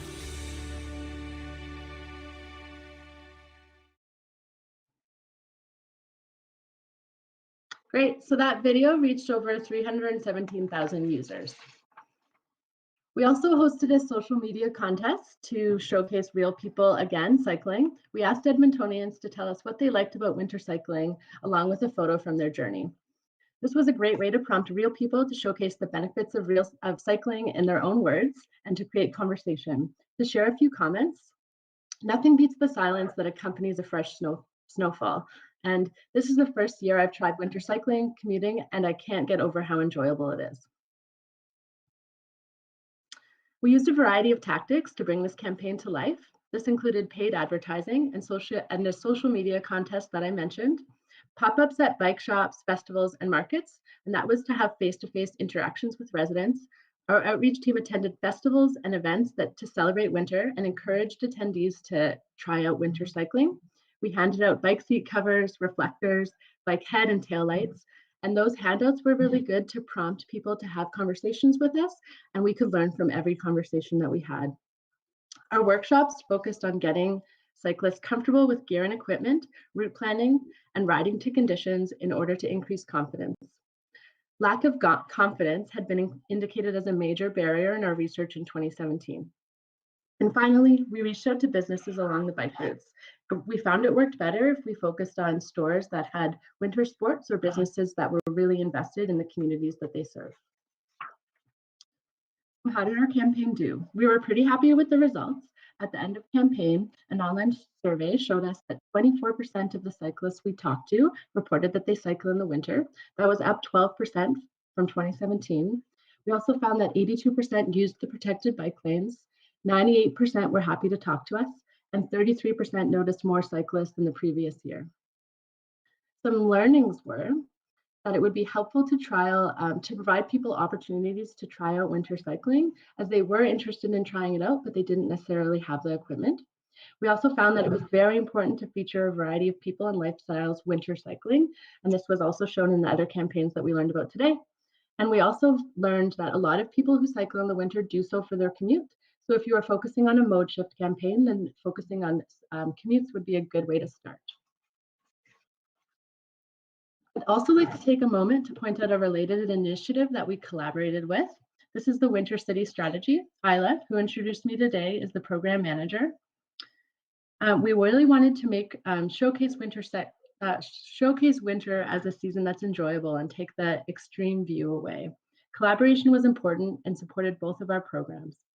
We're working together to make winter something that we're proud of and enjoy, not something that we endure and hide from.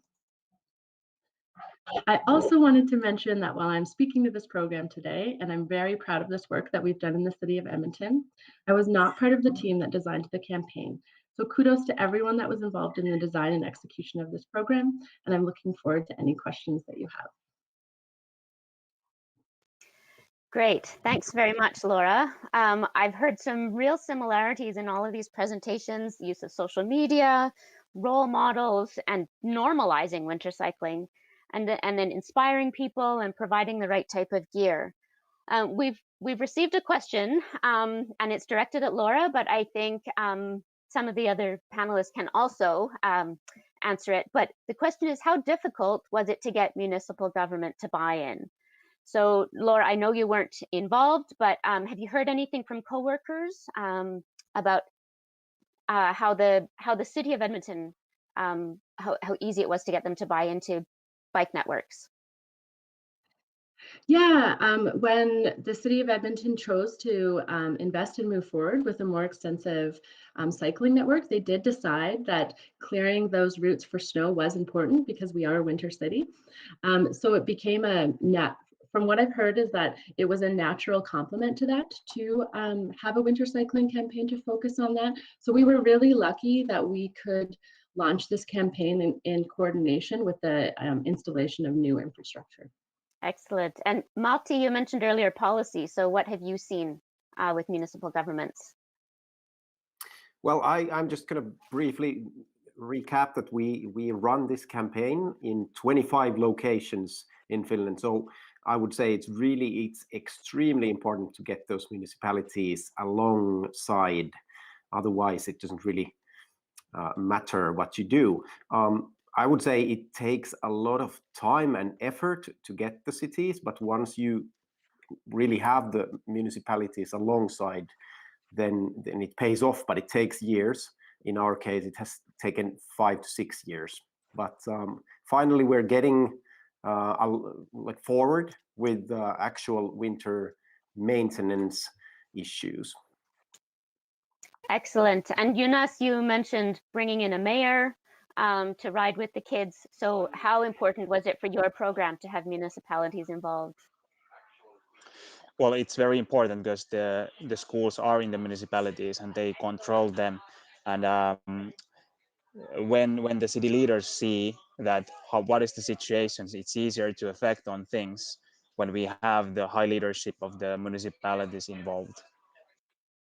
Right, and I think part of that Matti mentioned was maintenance. So Sanna, what are you seeing at how important maintenance is to keep people cycling in the winter? Well, it's really crucial. Now we've heard stories from the schools where the school routes are not very well maintained and the bike racks are not very well maintained. Of course, the parents are worried about the kids or letting kids cycle on those routes. So it's really important, and that's what we are also working for. We have these 14 pilot schools in 7 different municipalities, and we are working together with the technical staff and the principals of the schools and trying to get them speak with each other and finding solutions.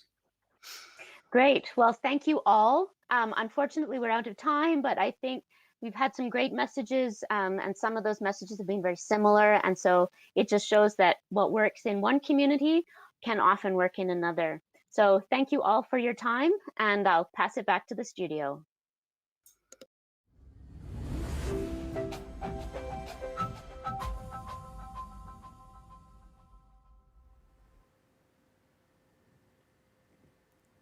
So thank you, Ayla, for the winter cycling campaigns session. And we now have a short video, or do we go straight to the Pecha Kucha session? I think I'm going to announce yes. So the next session is the Pecha Kucha session. It's one of the favorite sessions of the Winter Cycling Congresses that I have attended. Last year I had the honor to moderate that one together with Pekka in the city of Joensuu, and it was a great full evening of Pecha Kucha. Now we have a half-hour Pecha Kucha, and it will be moderated by Will Belford. Will is the former worker owner of Natural Cycle Works and the current fleet manager of Peg City Car Co-op, a car sharing service in Winnipeg. He is also the operations director for the Rainbow Trout Music Festival and loader of the Bike Jam, a group bike ride that brings riders of all levels on a ride around Winnipeg set to dance music. Will, go ahead.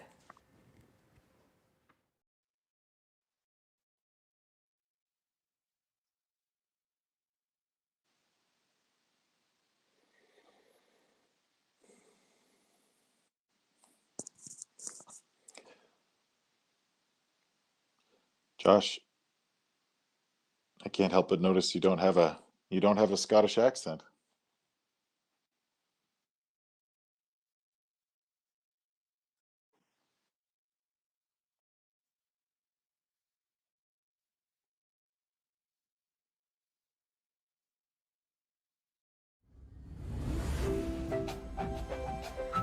Was it not broadcasted? I don't know, I seem to not hear it really. Well, hello.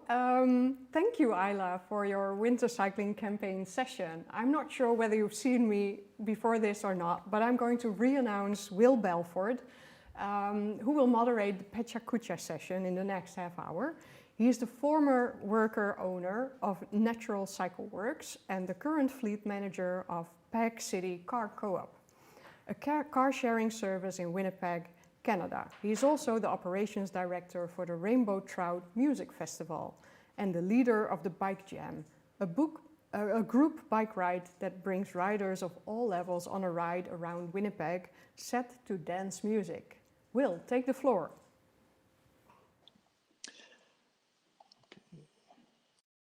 Hello, everyone. Welcome to the Pecha Kucha for Thursday, February 11th. It's great to be here with you all from sunny, frosty, and friendly Winnipeg. My name is Will Belford. I'm a longtime bike rider, wrencher, and organizer. Sending good wishes and gratitude for all your hard work from the belly button of Canada. Pecha Kucha is a presentation of 20 slides with no more than 20 seconds per slide. So thanks to all our presenters for giving their time and experience. As we all know, winter doesn't always mean snow. So to learn more about cycling infrastructure and the bike culture of Spain, join me in welcoming Belén Calejaro from the Valencia Bike Agency.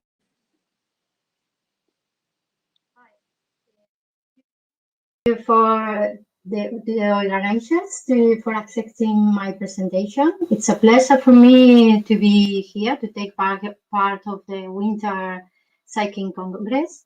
And it is always a pleasure to introduce my cycling city, Valencia. But this is especially important. Okay. Yeah.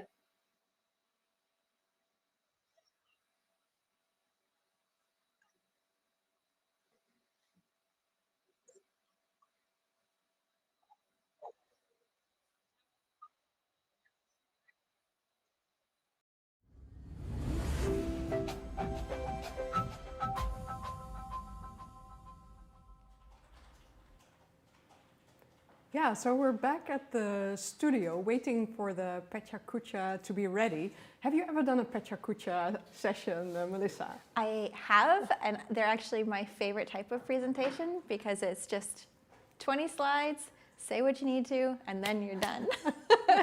I think they're really exciting, and yeah, I actually got to moderate the one in Calgary where I got this hat. And yeah, they're always a lot of, I love seeing what people bring to it and how the different ways that they present. Yeah, right. I also like to watch them because, you know, you're focused to wrap your message up in a few minutes and give your full energy, like a sprint in a running competition. Mm-hmm. Yeah, and it really allows people to be creative, I think, because, you know, we're all used to giving presentations in front of colleagues or at conferences in a certain way, and the idea of doing it fast is kind of stressful, but then it also allows you to be a little more unique in the way that you approach it, because it's really you presenting. Yeah, right. So I imagine that the presenters are a bit nervous now. Are they ready? We're ready to go. Perfect. Go ahead.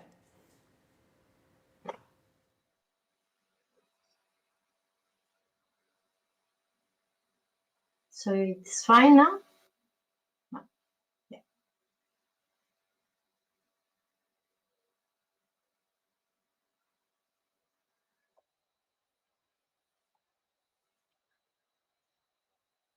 Okay.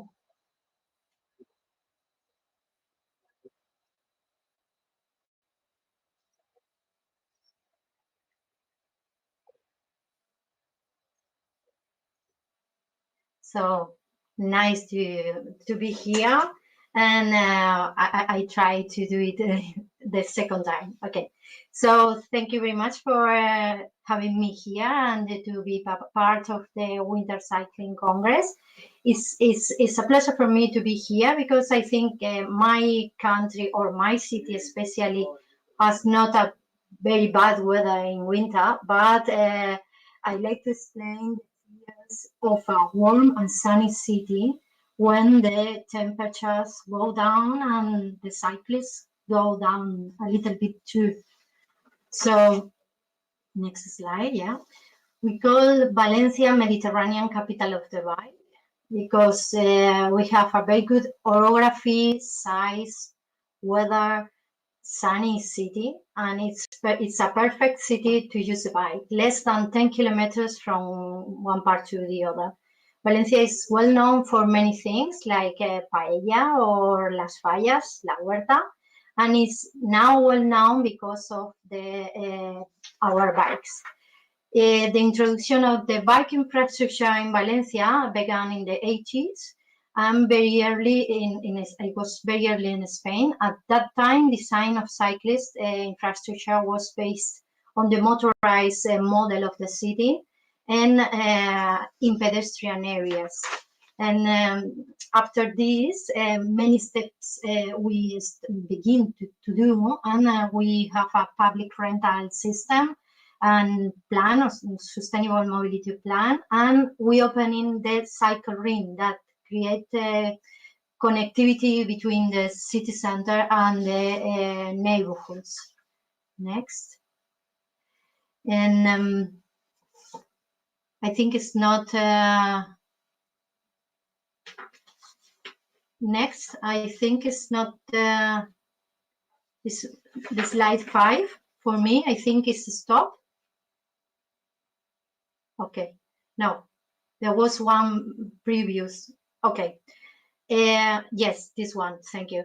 A big step was approached when they create the bike agency that I'm coordinating, and we boost cycling culture to the city. And there is no other bike agency in the region, and it's not common here. And that offers many possibilities, but we have to bridge many things and to build things. And next, we create and supervise projects related with infrastructure and also develop soft measures and help with a strategy for the future in our territory and in other levels. And there are many benefits of having people working and thinking about bikes in the municipality. Our design nowadays is based on creating better space for people and not only for cars like before. And we develop new cycle lanes in the pavement. Here are bidirectional, and we improve pedestrian zones with tactical urbanism and with our infrastructure. New facilities, as you can see, are building in the streets, and we have informative signals and other things that show the cyclists we are cycling more and more. Next. Yes, thank you. All of these provide us with connected cyclist network with almost 170 kilometers of bike lanes inside of the urban area and other infrastructure connecting with the metropolitan area. And of course, we are working in developing the network further. Next. Okay. And we had a new mobility law last year, well, 2 years before now, and we transformed more than 75% of the city in count traffic. That helps a lot the space and for the bike infrastructure, of course. We also create soft measures like festivals, campaigns, planification, and laws. And our main objective is help the diversity of people in order to have diversity of bicycle users.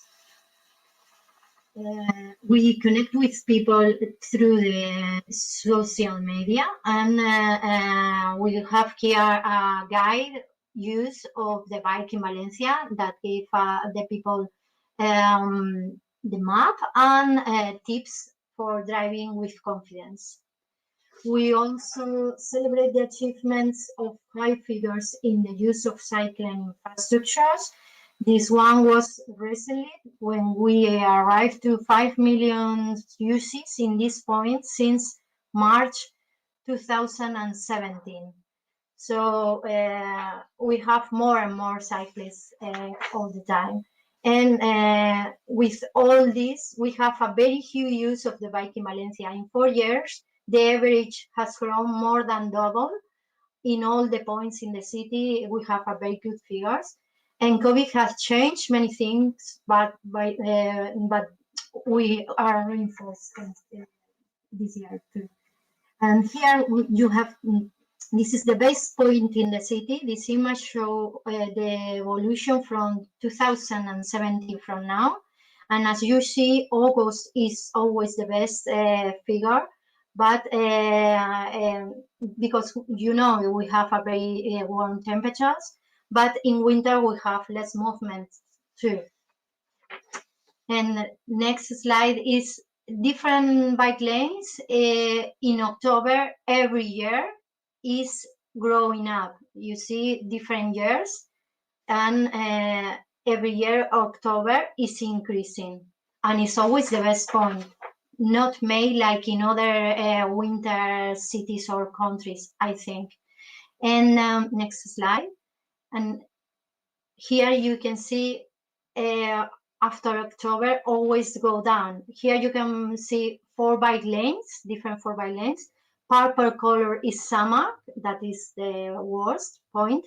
And October is the yellow up, and after we have November, that is less numbers, but it's good. But when winter comes, December figures are almost like in summer.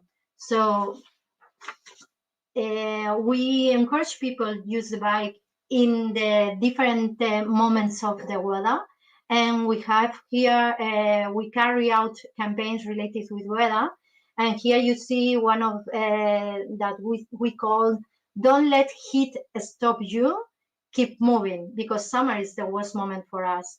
And but we next one. We encourage people to use the bike during rainy days because there is not common here to have rain. So we make campaigns related with these two, and wind days are affecting to the use of the bikes. Next. So I think it's my time. So thank you very much for everything. If you want to contact us, you have here our website and our social media profiles and my mail. So thank you for everything.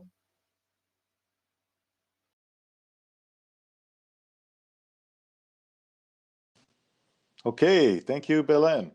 We will have a short amount of time for questions at the end. So if anyone has one, please jot it down.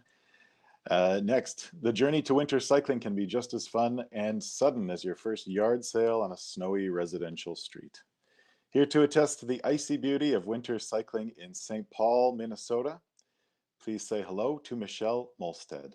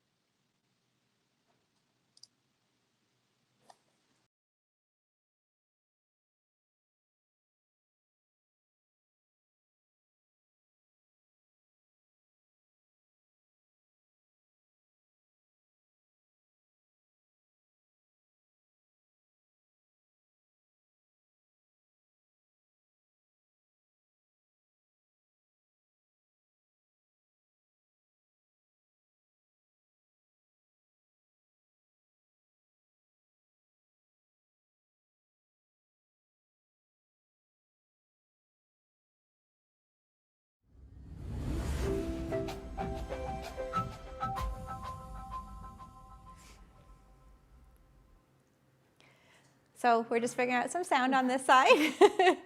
Actually, it was just interesting. I was saying to Angela to see Valencia. It was our last trip before the first lockdown as a family, and it's pretty inspiring to see that kind of bike infrastructure showing up over there. And I was musing earlier because we were walking around in short sleeves and sleeveless tops in February, and everyone else was in winter coats. So it is still winter cycling for them. Where have been some interesting places you've managed to cycle in the winter, Angela? I'm curious. Yeah, well, we will soon go to Michelle, and actually I met Michelle when there was a Winter Cycling Congress in Minneapolis, and that was also a tough experience. Oh yeah, we're going back to Michelle. No, not? Yes. Well, anyway, it was interesting. Okay.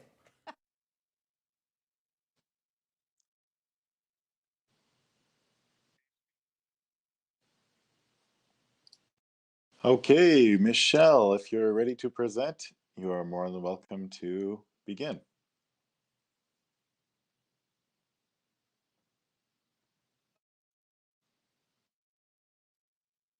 I can.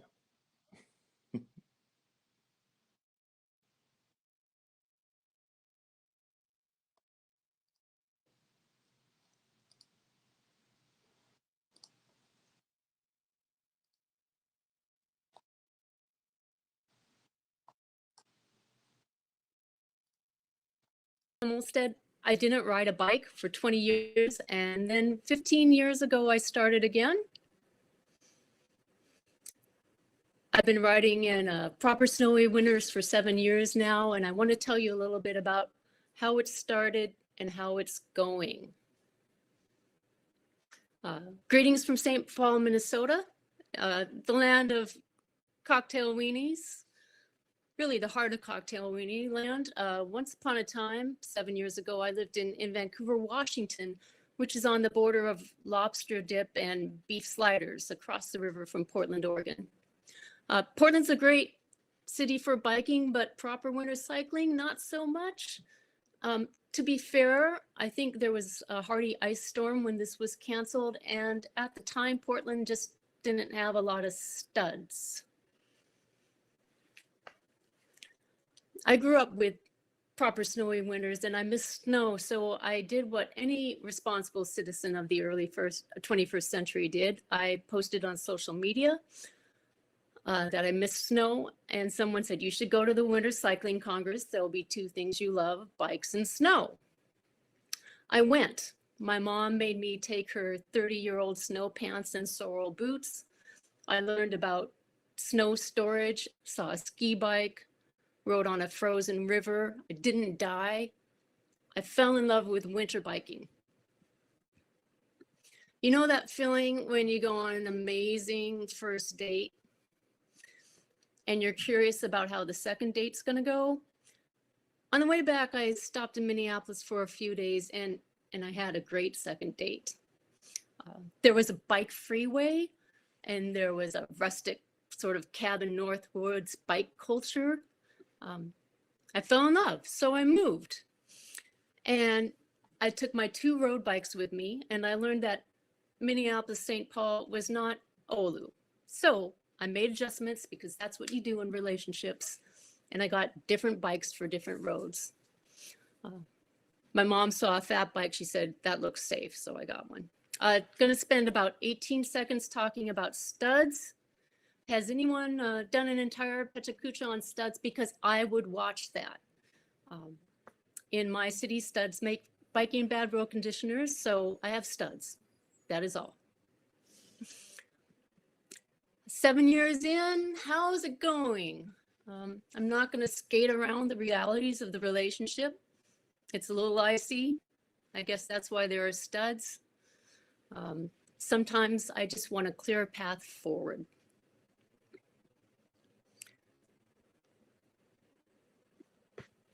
And I'll say, viva la dirty bathtub. Things might be a little less strained if I had a self-cleaning bike and some odor-free winter clothing, because I do love winter biking and I want more people to love winter biking too. I want decision makers, people of influence to be winter biking. And this is what I found when I searched for images of heads of state biking. A fictional character. And if you haven't watched Borgen, I'm gonna make a plug for watching Borgen. You know, maybe we just need some more marketing. Some of these examples will tell you how old I am and what great photoshopping skills I have. Not. And if we could shift the conversations about what a green vehicle is I'd be pretty excited about that because I'm enthusiastic about electric vehicles, and a bike's an electric vehicle. I mean, well, electric bikes are electric vehicles, right? Am I getting that wrong? Fingers crossed. So yeah, it's frustrating how quiet our winter cycling voices seem to be sometimes. But then I think of the Pillsbury School kids. Some of you might remember them from the Minneapolis Winter Cycling Congress in 2016. They're still riding, and so they give me encouragement. And I remind myself of the moments of beauty and amusement and joy I've witnessed over the past 7 years. There have been more than 4 moments, but you can only cram so many pictures on a slide.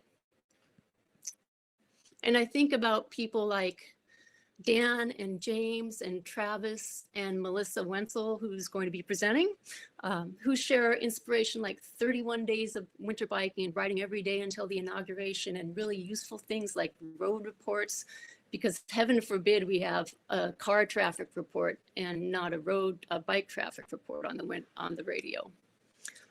And remember, I was whining about the electeds, went on Twitter and asked and whined about it, and promptly received lots of evidence that they do. So thanks to Rich Holst, here's my city council member and mayor and county council member.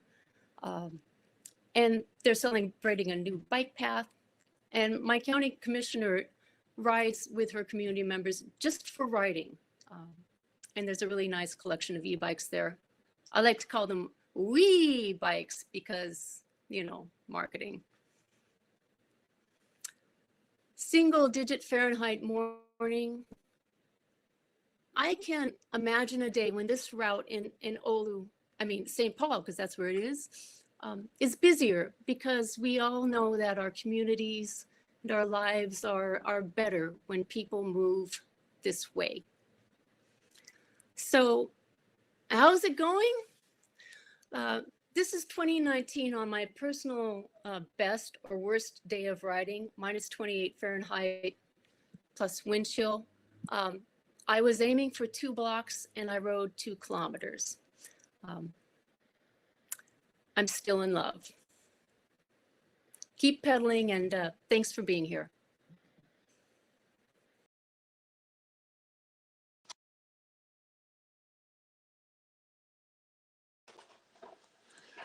Thank you, Michelle. I'm sure everyone is applauding quietly in their rooms somewhere. Maintaining cycling infrastructure during winter months is essential. The difference between good planning and good procedures is where the rubber meets the road. Here to share some of the nuts and bolts of winter infrastructure upkeep is Stephen Kurz.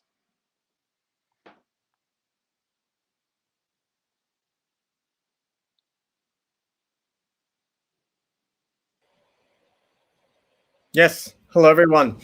As introduced by my fellow Winnipegger, William, I am Stephen Kurz. And to start, I'm going to give you a bit of a story, and that is the first slide of my presentation, not the title page. So the next one, and we can start. Yes, so as I just said, I am a Winnipegger. I was born in Winnipeg, Manitoba, Canada, where winter cycling, unfortunately, has only really caught on in the past few years. And my experience with it has been dictated, or at least illustrated, by these next 2 pictures, which is that either you have to have quite onerous equipment, which is a big fat bike on the left, or you have to have clothing that is looking like you're going into battle, that you've got to fight to make it work. And because of that, and also because of where I lived, it was not the most attractive option for me. Eventually, not because of this, but eventually I had moved to the Netherlands to do my studies, where I still am now, and I'm now working for Mobycon. And my experience was very different, especially the winters, of course, but it provided an entirely different cycling experience. And but of course, the Netherlands has winter too. So that winter is different, of course. It's more like on the left, which is just rain, a lot of heavy rain and wind. But as we know now, many of us do know that we have actually some snow this year. And on the right, I believe that's a picture from the south of the Netherlands where they, on a semi-regular basis, get snow. But a lot of our infrastructure is, we look to the design manual on the left, but very often, or very rarely, I should say, we look to the design manual on the right, which I was handed in my first few months working at Mobycon, saying, take a read, see what you can find out. But before I go into what I did find out about that, I want to again reiterate that there's a lot of different winters out there. I thought this was a pretty handy table describing differences in climates between type of precipitation, volume of precipitation, and temperatures. And I think that it gives a good idea of how different it can be. But when it comes down to it, is we've got snow. We're dealing with snow. That's often what becomes the problem. If you don't have snow, sorry to say, but it's a unique issue. And you can have places on the left which can be quite difficult, but you can also have conditions on the right, which I believe is in Ulo because it's made by Pekka. But I got to say, it's not about design. We'd like to think that we can design this away, but it's really not about design. So my title of the presentation is actually misleading, but on purpose. It's not about widths, about guidelines, about certain intersection design. That's really not what it's about. It's about prioritization.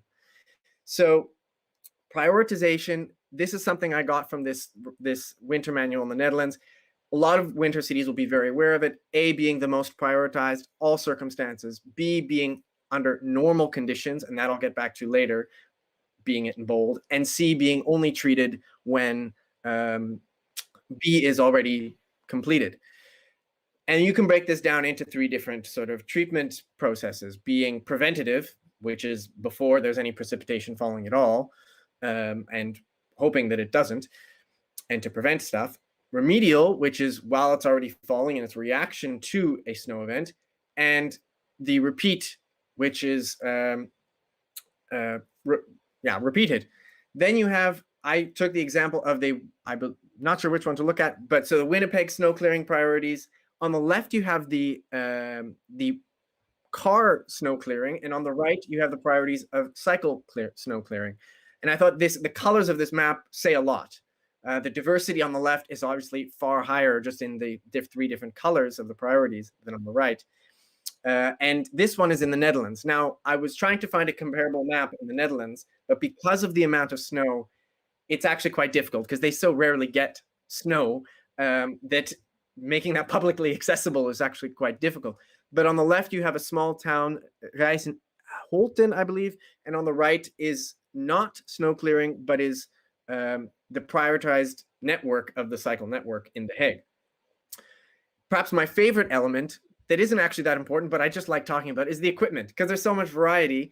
You can get a big plow that's got all these fancy stuff, but you can all have this sort of mini truck that goes along for clearing paths, brushes, also snow blowers, and distribute ice salting machines. But when it comes down to it, we just have to accept that winter cycling or winter maintenance in general is expensive. It's just going to be a cost of operating a winter city, be that storage, be that salt and materials, or be that the equipment. It's just part of it. So what I'd like to say is that part of planning and prioritizing is also budgeting, because every year we know what those quote unquote B or normal conditions are. We have data, weather data. That's nothing new for most cities. And I'd like to say that here, why it's not. Whereas in a city like Winnipeg, as you see in this background, they do. We should plan for this because winter is every year and we can't do anything about it. So budget and prioritize for it. Thanks.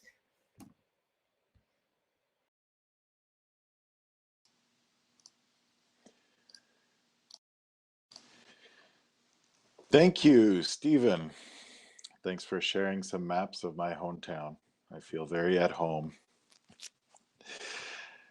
Bicycle sales and ridership have seen incredible increases during the lockdowns around the world, and new riders in Scotland with limited experience can now take part in a family cycling module. To learn more about this program, please welcome Josh Wood.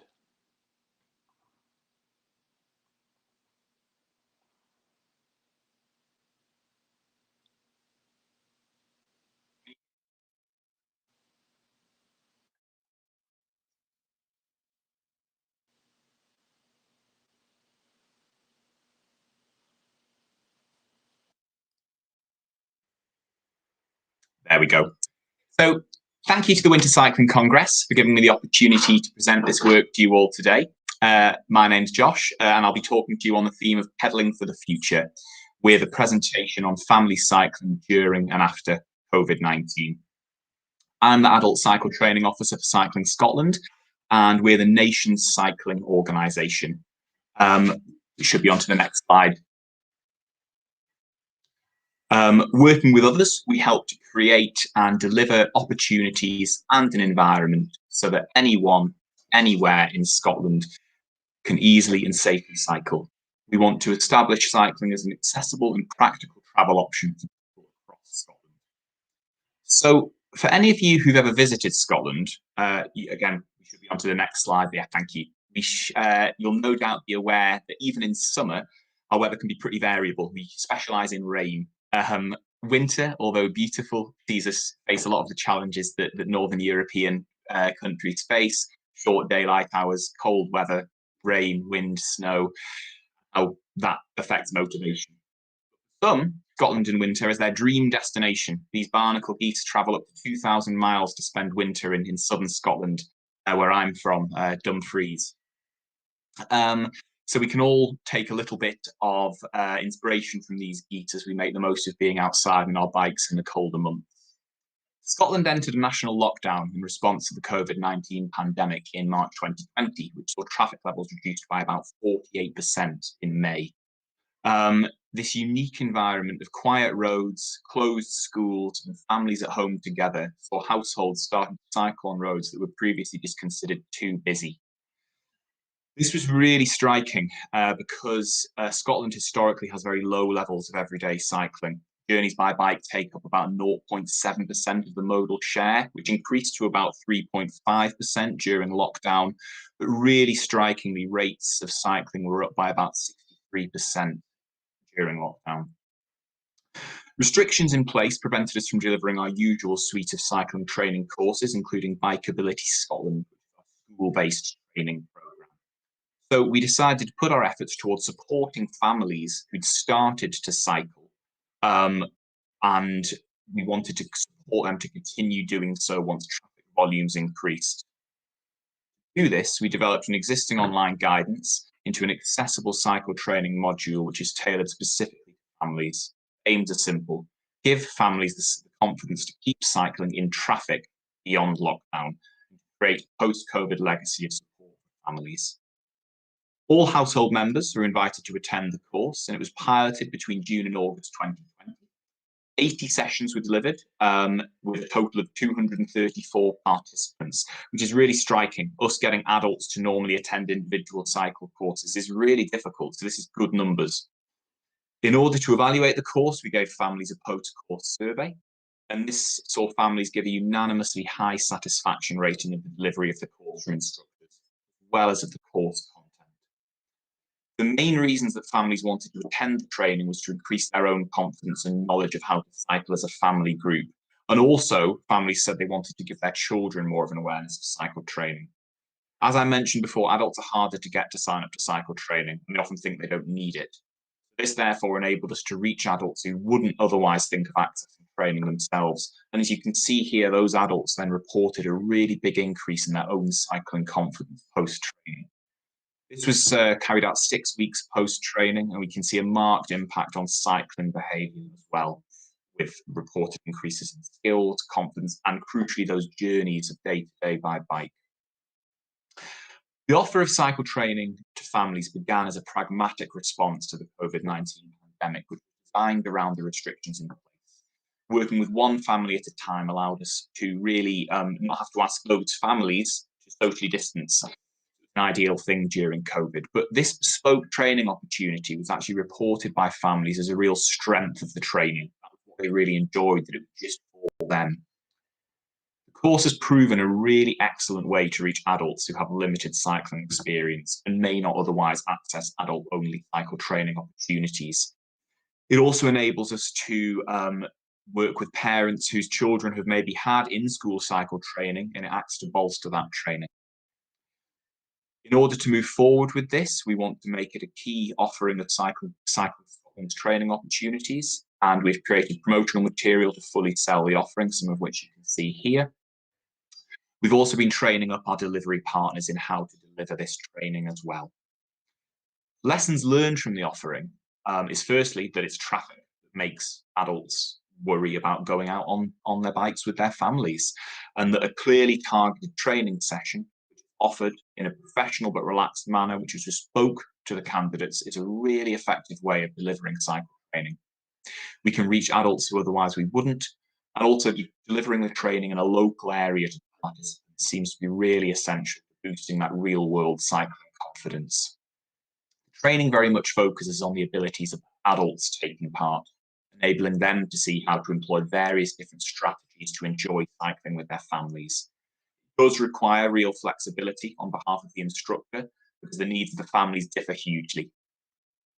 We did notice that we weren't reaching as diverse an audience as we would like. This was in part due to the initial limited promotion that we did during the piloting of this training. So we've partnered with other active travel delivery partners, Cycling UK, for example, to provide bikes for families who may want to take part. No access to bikes for a whole family can sometimes be a challenge.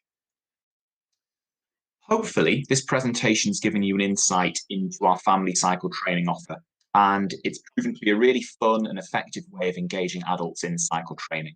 If anyone would like more information on the training, please contact me on the email coming up on the last slide. And in keeping with the theme of pedaling for the future, we see this offering alongside our schools-based training program being essential to support the next generation of confident and safe road users. Obviously, we're all in the grips of winter at the minute. Scotland's had some of its lowest recorded temperatures in the best part of 30 years. So a little bit of hope for us all moving forward is these little lambs here that have just been born down the road from me. This is about 300 meters from my house. And if nothing tells you spring is on the way, surely it's a pair of happy lambs. Thank you very much.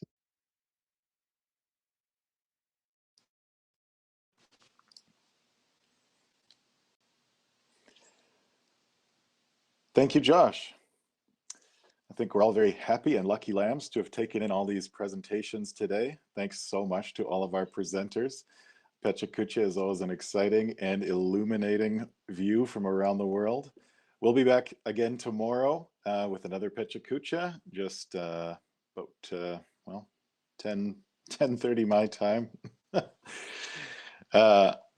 Yeah, I just wanted to say thank you again and pass things back to the studio.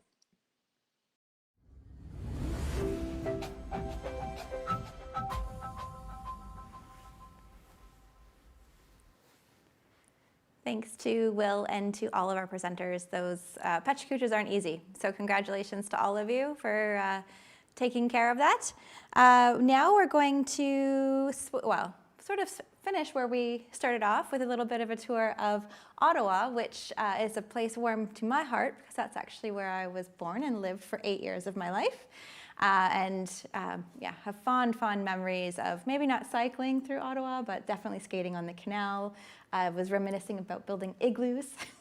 So definitely a wonderful winter city. And we are going to be we're going to have a tour from Dave Robertson, who is on the board of directors for Bike Ottawa, and his profile, as we found it, says he likes to bike, ski, bike, canoe, bike, sail, and bike some more.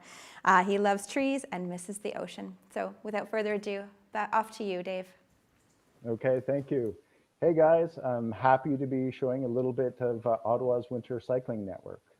Here's a map right here showing the network. It's made up a little bit of segregated infrastructure and some on-street bike lanes.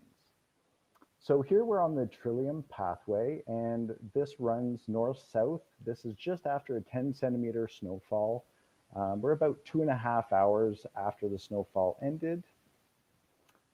And the next little bit here, you're going to see a couple hours later, and you'll see that our city crews have made one pass already, and they will have made another pass probably a couple hours later. So if we're talking about the climate in Ottawa, temperature-wise, 2019, 2020, mean temperatures are about -11.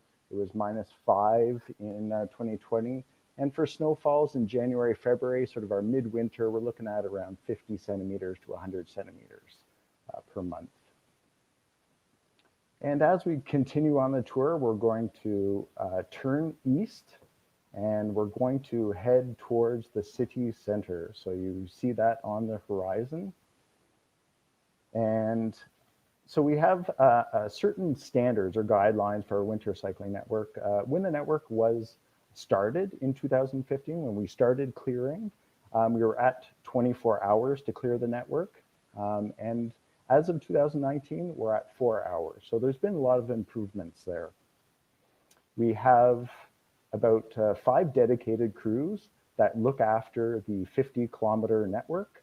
We used to be 40 back in 2015, and now we're up to 50 kilometers. So here's one of our crews coming by here now, giving a little friendly wave. And the 5 crews that we have clearing the network are these small sidewalk plows right now, and we use rock salt. And we're going to continue eastward towards the city center and head on to the Laurier bike lane. So Laurier Avenue is a street. It's coming up here. So this was the first segregated cycle track in Ottawa. Started as a pilot project in 2010. And so off to the left, you've got some pin curbs there. And it pretty much exists today as it was in 2010. So there hasn't been too much change. You'll see here we're pulling up to a traffic light. Cyclists do have an advanced green, which is really nice. And then motorists get their green. Also, the stop line for cyclists is a little bit ahead of the motorists.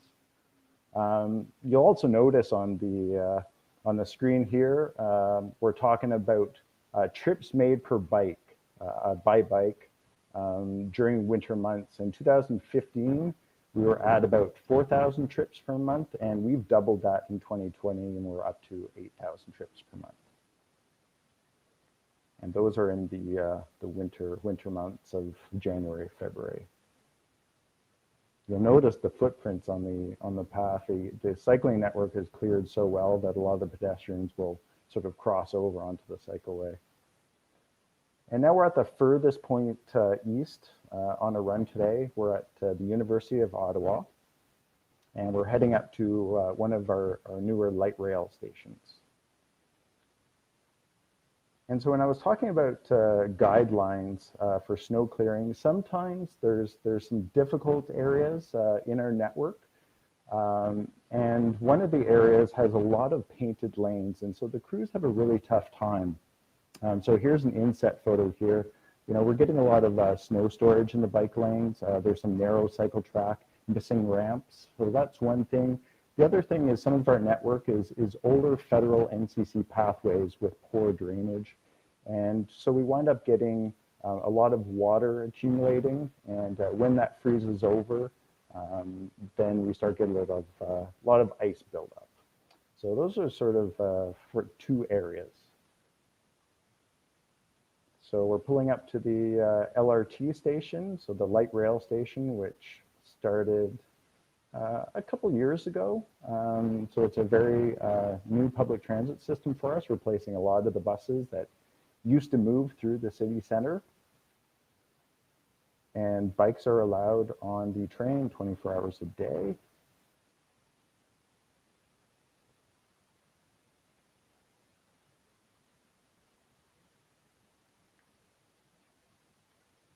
And so this is the Flora footbridge. So this crosses over the Rideau Canal, which was mentioned. So the skateway is actually, during the wintertime, it's underneath this footbridge. And this connects two large Ottawa central communities that they didn't have this connection before 2019. And so it's really great for pedestrians and cyclists to be able to get back and forth. And it is part of the winter cycling network. So you see it is cleared. And as we come down the ramp, we are heading down to the canal, and the canal is part of that federal pathway system. So the NCC, which is the National Capital Commission, and they manage a lot of federal properties in the capital region. Now, the cycling network, while it may be made up of federal pathways and city pathways, everything is maintained by the city. So there's a shot of the bridge. And now we're heading north. So we'll sort of be passing by Parliament and heading towards the province of Quebec.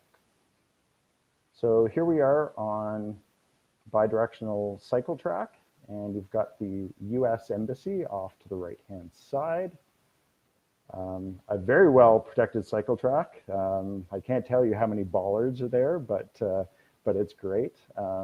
This section started being cleared a couple years ago to enable people from Quebec to come over on their commute into the Ottawa area. And so we're just switching to daylight there. There's the National Gallery that we're going by.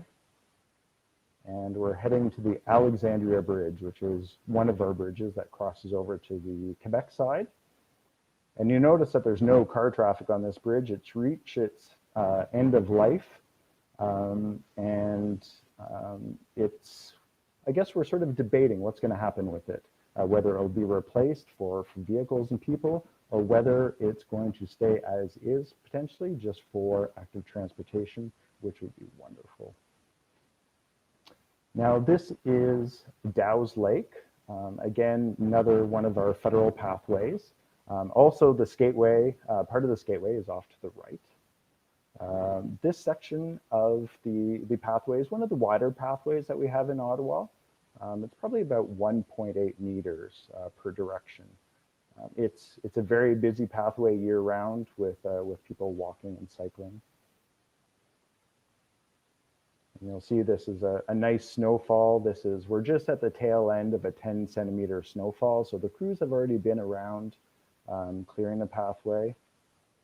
And now we're going to switch over to the Trillium pathway again. So this is another section. We started on the Trillium. We're going to end on the Trillium pathway. And this section of the Trillium pathway is segregated. Pedestrians are on one side and cyclists on the other. And you can see that we've already had crews come by and clear the cycling portion. And then here we get into a bidirectional map. Now this part right here is part of the Trillium pathway, but it's a detour. There was a highway bridge replacement this past summer, and two local councillors worked really hard to get this temporary infrastructure in. But it's really worked well for us, and I really hope we keep it long term. And that's it. So I want to thank you very much, and I loved showing you around Ottawa.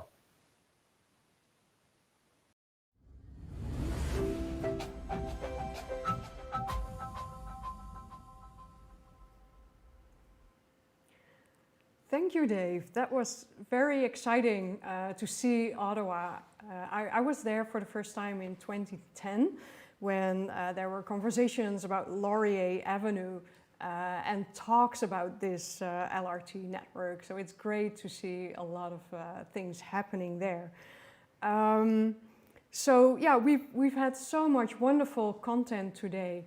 And what I would like to say is that in a normal conference where we would have been all together, we would have a good opportunity to connect together and to exchange. But I hope that this opportunity online, had the advantage of connecting people from many places and having speakers, like a speaker from Australia. We wouldn't have been able, most certainly, to bring him over to the conference. So I see that really as a plus.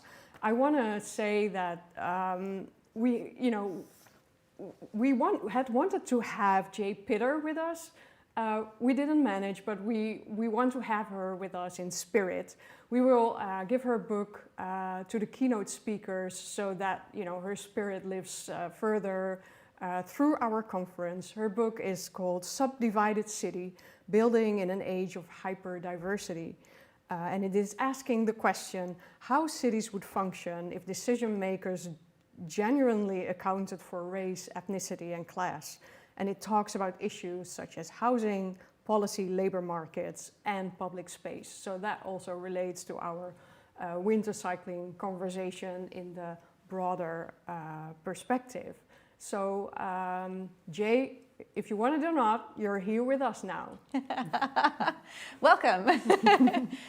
So as Angela mentioned, there is a social after this, which will be a great opportunity to get together and talk and catch up. If you check your email, you should have a link in there, or if it's not there, check the website. There is a link available on the website as well. It's been such a good day. I'm looking forward to tomorrow and seeing what else comes our way. I want to quickly shout out to our tech team. I know we've had a couple of issues along the way, which is inevitable, I think, with these online conferences. But they are doing a great job, and they always do a great job for us with the Mobycon Academy. So if you guys want to check out more, make sure to like and subscribe for our YouTube channel. But otherwise, Angela, what a great day. Yeah, it's been amazing. And I hope to see all of you again tomorrow, 5 p.m. Central European Time, whatever time that is in your time zone. And we will talk, winter operations. We will have stories, talk about bike share, campaigns, more pechakuchas, more tours, a keynote. So enjoy the social. Please connect there with as many people as possible. And see you tomorrow. Bye, everyone. Bye.